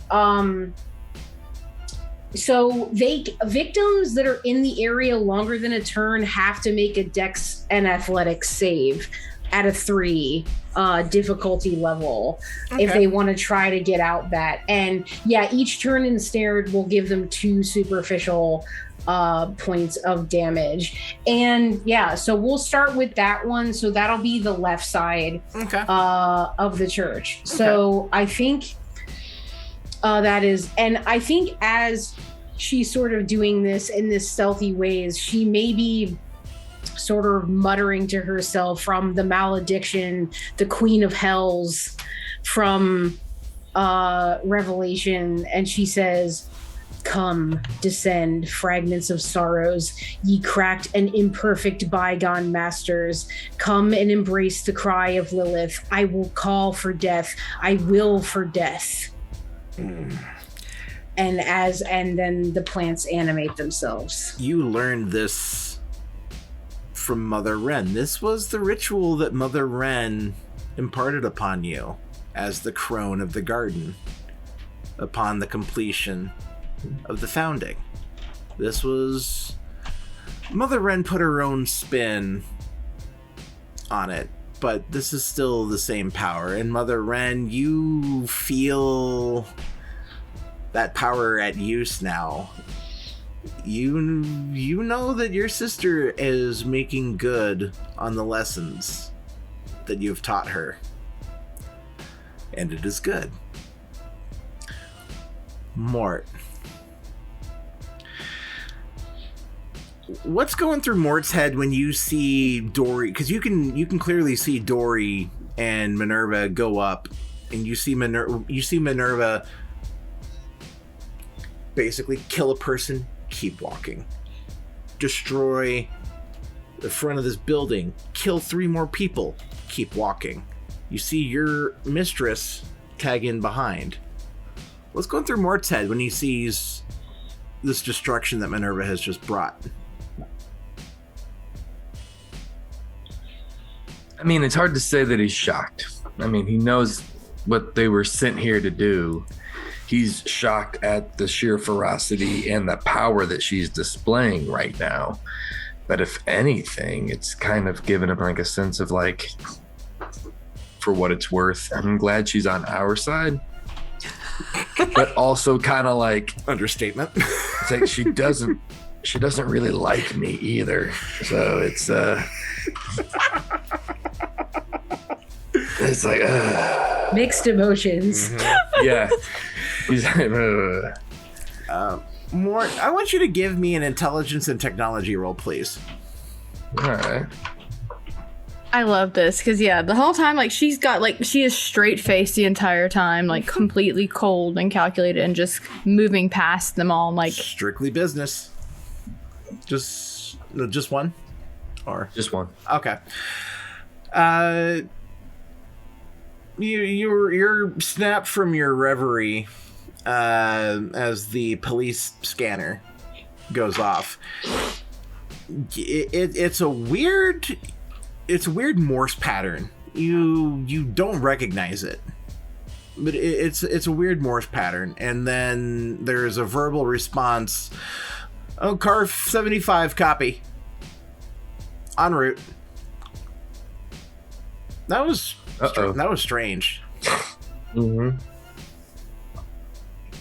I can roll for it if you want me to, but it sounds like that was a distress signal of some sort. That was very much a distress signal of some sort. Yeah. Does car 74 state where they are currently? No. Okay. All right. Yeah, I'm gonna have to. You're gonna be keeping an active eye out, or how are you? Well, yeah, I have to do a scan to see if there's any type of commotion coming around. Like not a scan, but like. You know what? You can actually go through the different bands on the scanner. This is actually okay. Yeah, go through the different bands on the scanner. Go ahead and give me another intelligence and technology roll, please. We got a 2 this time. All right, excuse me, as I go through third puberty, you end up landing. You're just going through the different channels, and you end up on the one that the fire department uses, and you hear that strange Morse pattern again. And all right, let's try to do an intelligence and technology with yes. Or And communications to see if I can figure out what you can kind of... You know what, go ahead, you can go ahead and roll Morse. 2 go ahead, you should have added those specialties into your other rolls. Go ahead and roll 2 more dice for me, please. Okay. 2 additional to the full. No, just 2 more extra dice. That's okay. Yep. I got an additional 1. That works for me. All right, Okay. so what are you trying to do here, Mort? I'm trying to decipher what this Morse code is. Mm-hmm. It's been a long time since you're in the Scouts. Of course, it's archaic. Doesn't matter. Yeah, but there's a reason why Morse code is used. It's because not a lot of people know it. Yeah. And you catch some letters and you think it spells out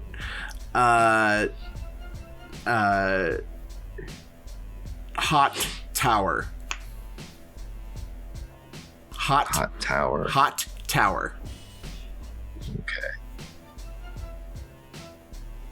But you do get a response back.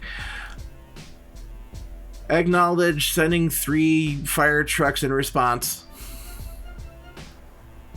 Is the church on fire?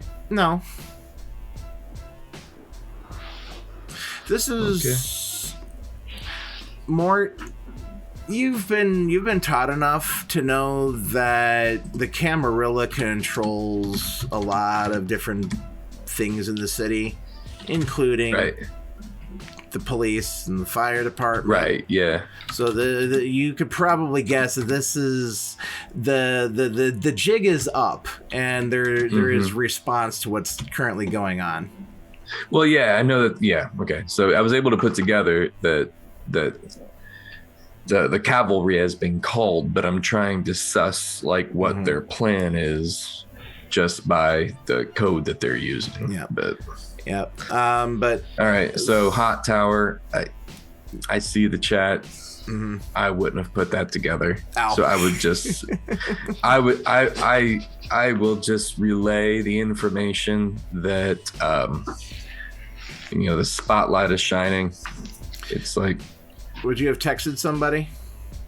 oh, it would have gone to the group. Yeah. Whoever needs it. Okay. Let's see here. Minerva wouldn't have a smartphone. Erica would definitely have a smartphone. I don't know about Dory. I don't know if Dory would have a phone on her or not. I probably have my phone on me. Yeah. Okay. We would definitely. Okay. So whatever if we don't use text message, whatever the agreed upon communications. It would be a group text. So Mort, what do you send to the group text? I'm saying, essentially spotlight is shining. The reinforcements are on the way.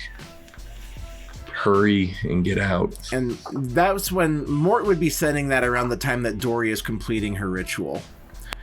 And as she finishes there's spider plants, there's indoor ornamental trees, there's things around that respond to Dory's magic. And there's actually a cry of surprise as someone was standing a little too close to one of those spider plants. That somehow one of the fronds now are razor sharp on their edge. They've responded to the mother's call. The mother calls for blood, and the plants will provide. And one of the people standing by one of the spider plants pulls their hand up to their face, and there's flesh as this on the ground as this spider plant has just taken a chunk of this person's face off. And Erica, you hear this, and you're looking. You just now, after you get over the initial shock of the fire, that's when you look up and you see those bodies. What's your current hunger, Erica? Roll me another willpower, please. I can read lips. You're muted, but I can read lips. That was, Sorry, 3. Yes. Not good, clearly.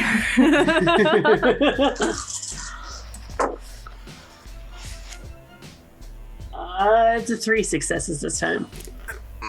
You're so hungry, but you know that the mother would not smile upon you right now if you were to lose control. You know that the Mother Wren would not be pleased if you were to falter in your task, and so that is the last thing that you think of, and you clamp your beast down. For now. The blood, the fire, this is a lot for Erica to process. She's really in the thick of it. Minerva, what are you going to do now? So I see. Where did you say the bishop was? At the head, up towards the front of the church. Yeah. And there's a bunch of kindred like peppered throughout. Mm-hmm. Okay. I am going to see spider plant, bunch of kindred peppered throughout, bishop. I'm going to look at Dory and tell her, Get the bishop! and I'm going to hit Aura of Decay one more time and then take off towards the rest of the other kindred. And as I'm going through, I'm going to be slapping the shit out of each one of them with that lovely Oblivion touch hand as the pews start to decay. Wow, never saw it used that way, but I love it. Bitch slap to death. Oh my. Oh. Okay. All right. I'm gonna need you to do another rouse for that. Yeah. For Aura. Wow. I am good. And yeah, I'm just bitch slapping anybody that I can, and I'm not bitch slapping is catching the claw hands, and I'm not stopping. Like, I am running straight to the center towards the fire thing, while the aura that I did is rotting any pews and stuff like that, because I don't know like if that it would hurt kindred. I think kindred have a resistance to it. Yeah. I think it does a little damage, but it doesn't kill them. No, not like they are not going to putrefy like the mortals out front. Yeah, but I'm just trying to make sure that I draw their attention, so that we can achieve the objective that we are trying to achieve. And yeah, if I make it to that fire, I'm gonna try to grab one and hit them into it to sling fire. Okay. And so, good luck, guys. Maybe that get the bishop. Maybe that was more of a battle cry. Maybe I like the idea of that. Let's just get the bishop. Just letting her know that she does that. I handle this. You do that. The objective. You have the objective.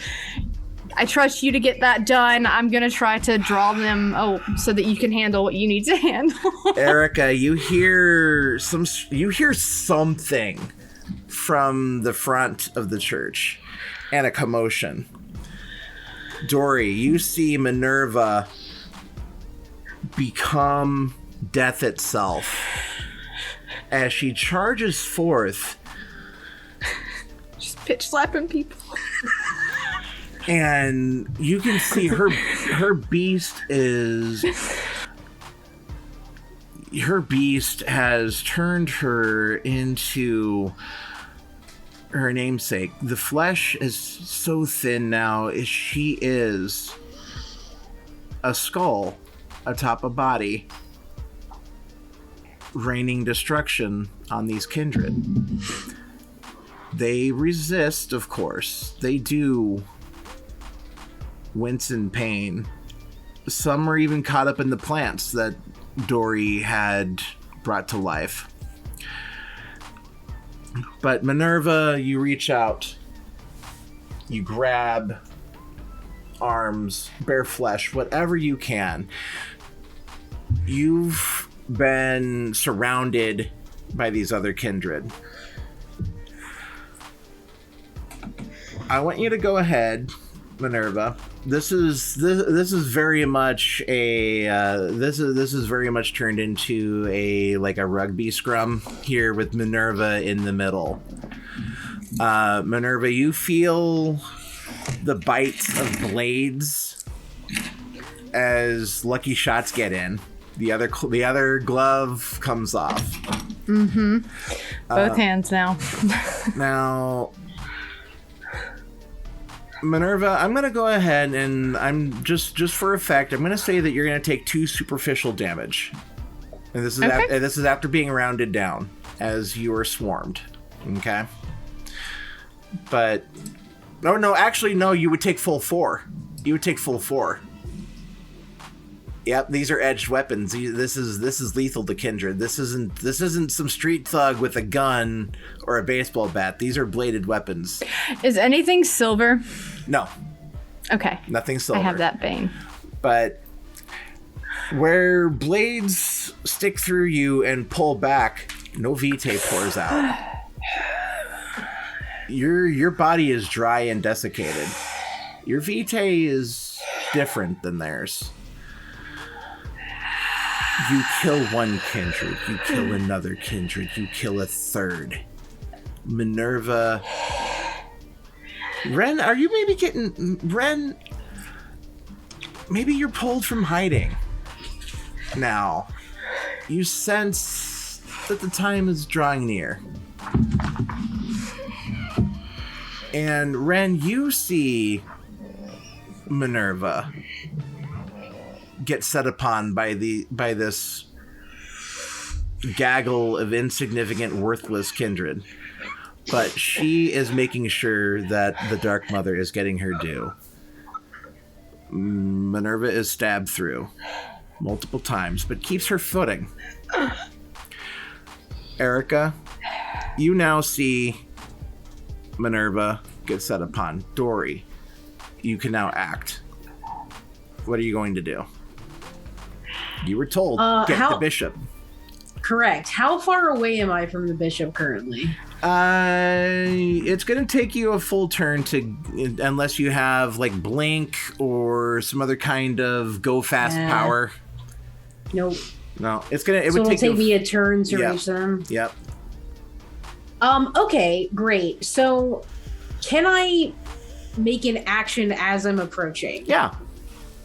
Okay, cool. So as I approach the bishop, you said there's one kneeling in front of her. Is that right? Yep. Great. Super. So what I would actually like to do is I'm going to extinguish vitae of the supplicant, not of the bishop, but of the supplicant, with the intention to perhaps provoke a frenzy in this kindred. So, yeah, oh no. So that's a better than my idea. Way better than mine. I was going to grab part her. one. That's just the part one of the plan.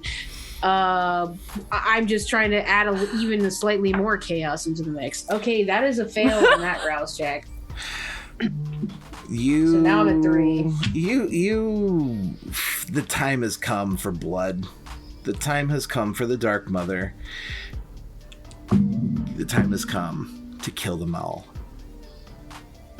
And you go ahead and make your roll for Extinguish Vitae.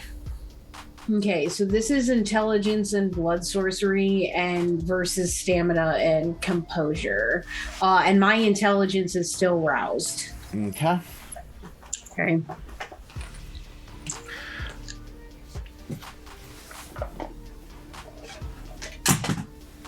Such a nice tool. So real quick, I assume that Dory's in some sort of state.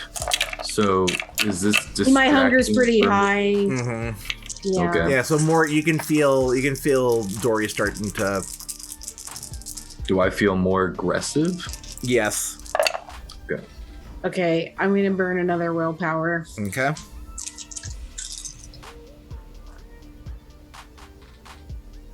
Oh man, I was hoping that wouldn't happen, but there it is. 4, 5, 6. I got 7 on a messy crit. See, the thing about the Church of Caine, they follow a lot of the same strictures that the Catholic Church does. They're big on fasting. Oh, so that's 2 hunger for him, by the way. Or her. Oh, no. They're big on fasting. The supplicant was already at hunger 4. Yes! Yeah. Oh my god, I can't believe it worked. Yes! Woo! Let's go! Let's go! Hold on. This is an oops moment. Sorry. You're fine. Sorry, Taylor. You're okay. Hold on. I need a second to... Hold on. I got this. We were prepared tonight. Yeah. We're bringing in the big guns now. Yeah, and sort of Dory like is kind of like almost she's like hunched over, very like primal, and making these like hand gestures to extinguish the vitae as she's staring at the back of this supplicant. Erica, you're standing there by the bonfire beneath the bodies. They're still alive. They're chanting along with the ritual, bleeding into this bonfire. You see Bishop Yehoshua, her arms raised up. The man kneeling at her feet. He's been rocking back and forth. His fangs pressed into his hands. Bleeding, and you can see that there's a rosary dangling. And then he stops. And Bishop Yehoshua stops and looks down. Erica, you can see Dory standing there. She's approaching, and she's making the same hand gestures that she had used against Marty. But she still strides forward. And that is when Sheriff Ubier of the Camarilla springs forth from his feet. His face, a twisted, jagged mask of religious ecstasy and bestial rage. As he leaps from his feet and descends upon Bishop Yehoshua.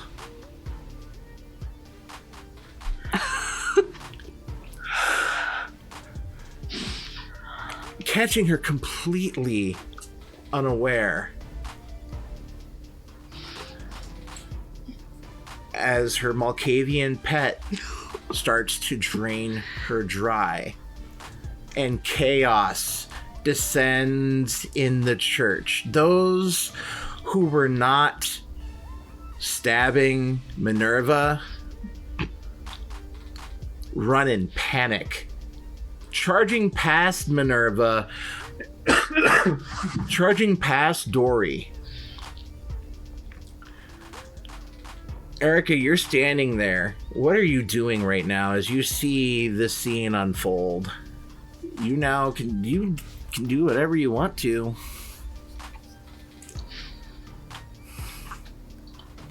What can I do? I'm just gonna see if there's anything left of her. And then when he's done basking in his afterglow, I'm gonna sneak in and give him a good few swipes. Okay. She's getting her just due. It's his turn. Okay. She's gonna pull, she has sort of like a nightstick in a thing, and she just unloads it. Okay. Dory, you see Erica step out from the back of the sacristy. She's got her baton at the ready. You're still approaching. You don't know what's going on with Minerva. She's behind you now. You can still hear something going on. What are you doing? As Ubier is drinking Bishop Yehoshua dry. I didn't know it was him. I just thought it was some guy. So good. It's so perfect. Oh my god, That is wonderful. That's geeking me out. Couldn't have gone better. Ooh, that is spicy meatball. Okay, so well, I think Dory is straight up cackling at the top of her lungs in the most evil way possible, and she's like surveying the scene around her, watching them all flee, and she just kind of stands and throws her arms and she's like, "See how they are hoisted on their own petard." see how they descend. See their weakness. And Mother Wren, that's when you enter the church. And what does Mother Wren think? This is perfect. This is beautiful. You couldn't have painted a better tableau of their fall than this moment. And she comes in, brand new feather cloak that I'm just creating right now, dragging behind her as she descends forward down the way towards the front. Heedless of the vampires, heedless of whatever else is in here, just a bask in this that we've wrought. Mother Wren, you see as you enter, Minerva's on the ground in a pile of bodies. There's still movement.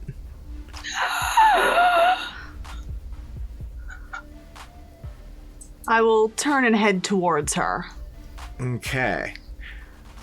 Mort, you hear sirens approaching from the north. You're muted, sir.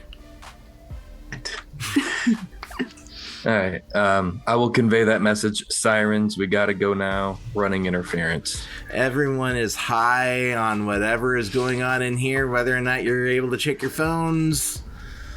I doubt it. Is there a car near me? Oh, yeah. Okay. We're gonna try to steal this son of a bitch. Okay, give me, you know what? Give me, time is of the essence here, Mort. Are you just gonna smash this fucking window open? Yes. We're not doing stealthy. What we're trying to do is we're trying to get some sort of burner car distracting the cops that are on their way. Yep. This is an old historic neighborhood. Someone just happened to leave one of their fancy schmancy old 1970s Cadillac parked out front. Well, it's a shame I'm going to destroy it. Mort feels terrible about this. This is an older car that you can easily hotwire. Go ahead and give me an Intel and larceny, or an Intel and technology, whichever one of those two is higher. Technology's higher. Okay. Hey. No, really, I got a 5 on 4 dice. Ooh, very nice. Nice. Maybe part of Mort's misspent youth. I don't know. Oh, of course, absolutely. Yeah. Red and yellow wire wrapped together. You stroke the blue against it. Child's play. The hoopty starts up. Sweet. We're going to get it set up in such a way that it's going to turn into some sort of auto missile. As soon as those cops turn the corner, we're shoving a brick on the gas and putting it in gear. Sending it right at them. Okay. Now, Erica, Sheriff Ubier has finished his meal. Mother Wren, you see Sheriff Ubier get up. He walks over to Erica.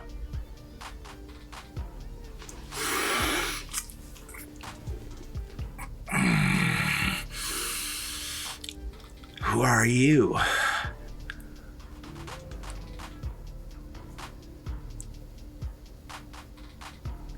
Your worst nightmare. She goes to attack him. Oh, you sweet thing. You're okay, give me a dex and melee. I'm assuming you're going with the baton. Hell yeah. No, she's going for it. Okay. Fuck this guy. Okay, dex and melee.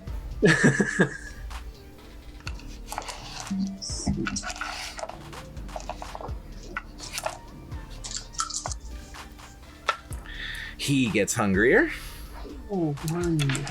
So he's back to 1. Oh. 3 10s. I'll get you 5. Mm-hmm. Not bad. And Dory, we're gonna address your messy crit later, by the way. That's it. That's it, though. Okay.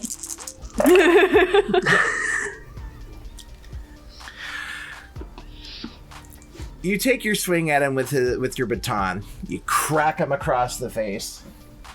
You hit him good. That would have dropped anybody else. He just broke his jaw is all. He just a red line of a smile just crosses her face. Oh! Spits teeth out. My turn. And he cranks up. He punches you square in the chest. It hurts. This would be the equivalent of getting hit by a speeding semi. You feel bone break. The pain is exquisite.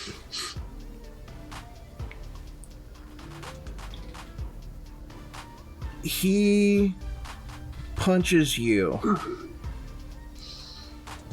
into the sprawl that is Minerva and the bodies at Mother Wren's feet. Erica, he had lethal body and prowess. After rounding down off of that really bad die roll, for him at least, for you take 4 superficial as well. That would have been 8 to a mortal. That punch would have killed a living person. But to the kindred, it fucking hurt, and you're gonna spend some time healing this up. But you knock the bodies loose. Minerva, you're still conscious. Barely. You see Erica, or you feel Erica's impact, and the ashes of the other kindred that lay at Mother Wren's feet swirl. The door, Minerva, the very first face that you see after coming out of this tangle is Mother Wren. And she is standing there, looking down on you. Anything you'd like to say, Mother Wren? Was there anyone still moving around here, or has this fight sort of been dissipated? This fight sort of dissipated. Sheriff Ubier, after punching Erica, has disappeared into the back of the church. So Mother Wren stands there in cold silence for just a second, looking down on them. But then it extends a hand with a look crossing her face that's still verging on jubilant. You've done well, my sisters. I am going to turn off the Oblivion touch. Thank you. And take Mother Wren's hand and let her, aid me to stand up. And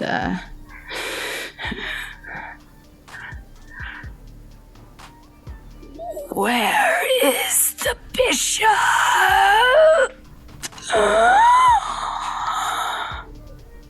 I'll look towards the altar where the bishop was. Drained alive, dead.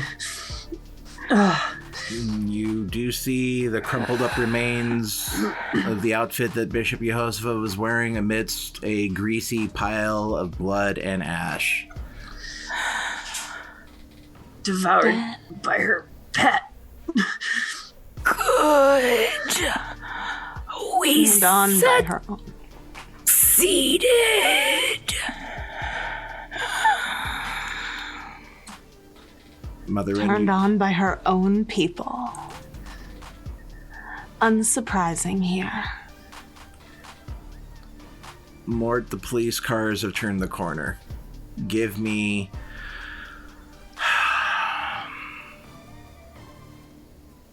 If I have time, I'll even shove a rag in the gas tank and light it on fire. You do. Okay. Okay, this is a weird roll. It sure is. How to aim car. So let's do driving decks. You know what? That works. That works.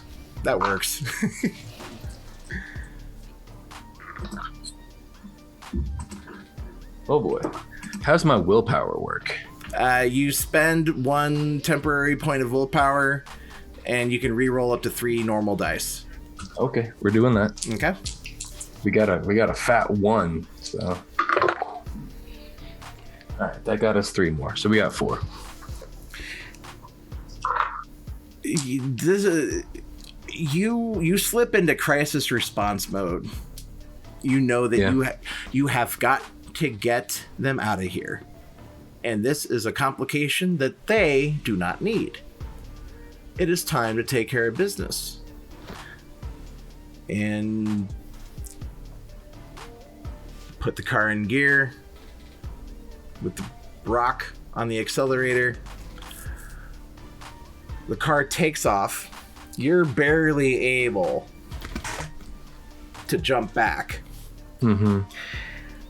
The door is still bapping open as the car careens down and smashes headlong into the lead police cruiser. There's no dramatic explosion. This isn't the movies. No, of course not, but whatever. Mm-hmm. But the car that was close behind it slams into the back of it. You hear more sirens coming from another direction, but they're different. If this was the police response, you assume that must be the fire response. Yeah. But it is time to get the fuck out of here. I hop back in the Escalade and I pull right up in front of the door and I just start laying on the horn.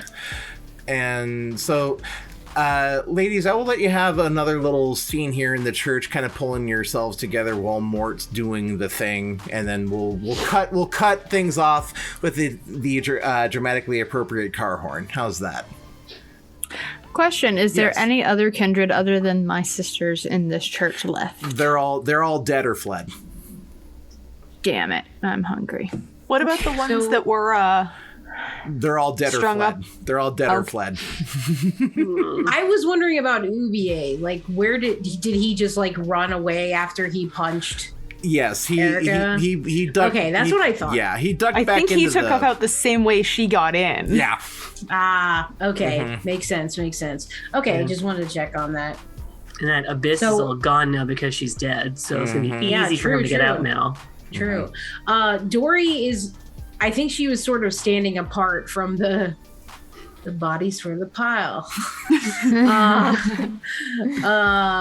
So she is going to come over to them and sort of still be probably pretty keyed up, and she's like, sisters, we have to leave now.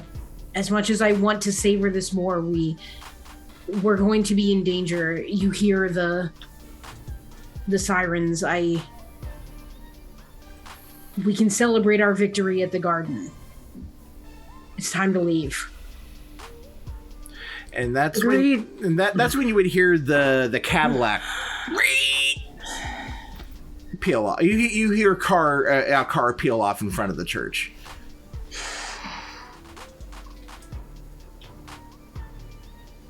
And Minerva's just going to nod and point to the door and start making her way towards it. And she'll help, like, physically Erica and Minerva if they need, since they're both pretty injured. Like, she'll do whatever to, like, kind of help them move forward faster. And as our walking wounded and our ultimately successful Garden of Laka have taken care of business, have brought forth the destruction of Mother Wren's longtime rival, disregard the spiritual conflict. There was personal beef there as well. Vampires are vampires, after all. If you can line a personal vendetta up against a religious one as well, more power to you. Get shit done. But Mort pulls the Escalade up front. Mother Wren, you were going to do something here before you departed? So Mother Wren stands at the front of the church watching her three sisters start making their way out, injured and uninjured alike. And she raises her hands up again. No church stands against my sisters. No church takes this city from us. All who try die by fire and by blood. It is our right. And she knocks over the bonfire onto the ground beside her and storms forward to follow them out. The fire spreads.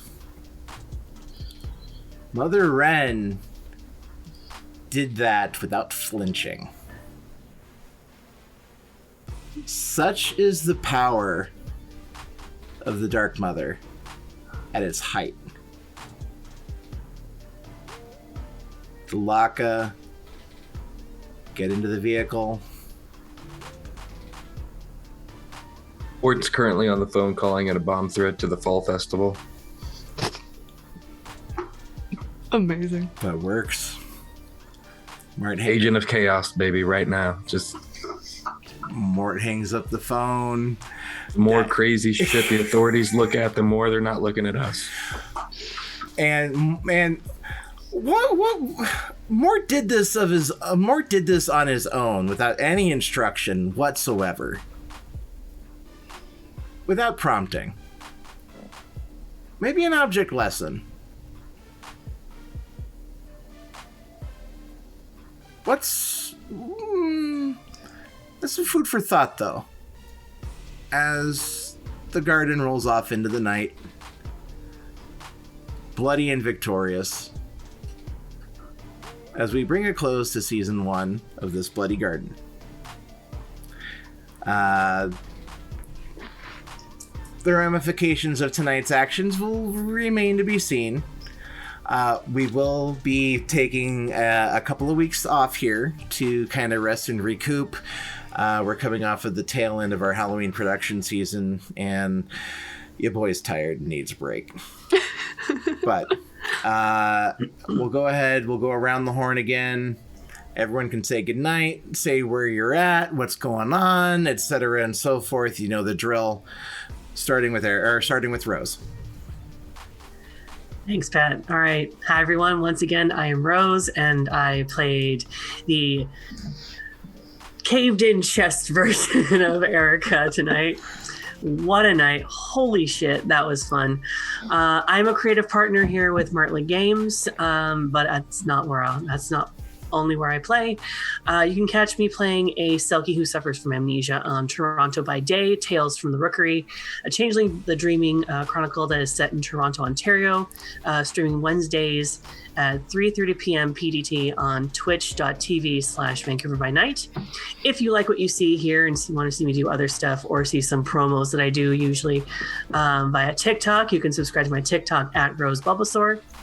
And you can also keep to date on all of my social media, preferably just Twitter and Instagram at Rose_Bulbasaur. Excellent. Next up, Sarah.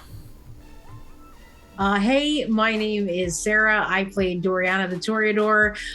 That's got to go down for me in one of the most fun vampire sessions I think I've ever played. I had that Extinguish Vitae thing in. I did not know if it would work, and I'm so happy that it did. Boy, that was satisfying. I can't even tell you how hype I was. I mean, you saw me screaming. Anyway, you can find me on Twitter at MC Divebeats. I'm also a creative partner here at Martley Games. Please check the Martley Martlet Games social media for our schedule. We have 10 Candles Terminal Black Mondays, Psycho Pomps Incorporated, which is kind of the sister show to this game, which is the All Hecata Chronicle. That's on Wednesdays. And then Vancouver by Night. Thursdays. I'm so sorry. Thursdays, Psycho Pomps Incorporated. That's my bad. And then, on Vancouver by Night, you can find me in Vancouver by Night Delve into Darkness, the vampire game, there as part of the Saturday Vampire Takeover. And then on Sunday, also on Vancouver by Night, on Phandalin by Night, which is sort of an homage to the channel. But that is a D&D 5th ed game. We're doing the Lost Mines of Phandelver. And that is a really, really fun time. Great group of players there. So please check that out. Other than that, just stay up to date on my social media and you'll see all the cool stuff that Martlet Games and that all my friends are doing. So please keep up to date. And thanks again. Such a fun first season. Thank you, Pat, and everybody at the table here. Thank you. More than welcome. And Sam. Hi, I'm Samantha McLarty, and I have not said it yet because I always forget to add it because I'm really bad at outros, but I'm also a creative partner with Martlet. Or something of that sort. Either way, yeah, lots of things. Again, really bad at outros. I have been Minerva, the Hecata, and you can find me doing lots of stuff with Martlet. I'm looking forward to, at some point, I have like 2 or 3 games that are currently being worked on right now that I'm hoping to put out soon. Scheduling is a bitch, of course, so go figure. And you can also find me on Vancouver Adjacent by Night as Elena Cortez, the La Sombra. I have had an absolute blast with this season, playing with you guys so much. And this has been definitely a fun little fight. I've never just run through an aisle bitch slapping people to death. That was great. Like, what the hell? I just bitch slapping people to death. That was so much fun. Game at least. Fair. That's fair. I haven't done it in a game, but yeah, that was a lot of fun. I can just imagine it, like looking at it. Yeah. Anyways, there's a link tree somewhere. If you want to keep up with the stuff that I do, follow me on social media. I always post about everything that's coming up that I'm in. So check that out. Follow Martlet, all the things, and I think that's it. I don't know what else to say about it. Outros. You're fine. Next. Ben. My name is Ben, and I'm with Martlet Games. If I'm in any other games in the future, I'll totally let you know. But for now, just kind of stay warm this winter. Take care. We are working on we're gonna get some of Ben's shows up and running here. Ben's got some ideas, and we're gonna help facilitate that, and I plan on having lots of Martlet content all over the place. Last up here, our special cast member, Lex, will be joining us on a more regular basis here as scheduling permits and as the Chronicle proceeds. So just, you'll get plenty more of her. But Lex, go ahead. Hi, I'm Lex. I played the very proudest Mother Wren tonight. I am less a creative partner at Martlet Games and more of a hanger-on, so you can catch me here doing stuff at times. You can find me on Vancouver Adjacent, playing the weepy, currently spiraling Toreador Cassandra. You can also find me in other places doing other things. If you watched Vancouver by Night, I just ran Skin Deep there, which was a really phenomenal experience. You can also see me this holiday season running a very special Christmas-themed game of something that I think is still a secret for now. It is. But you'll see. It is. It is. Yes, it's a big secret.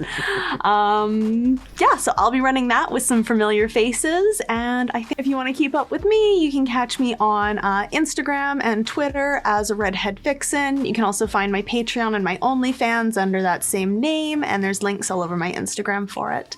So I will see everyone soon. And I was Patrick, the creative director for Mertlet Games. Lex, we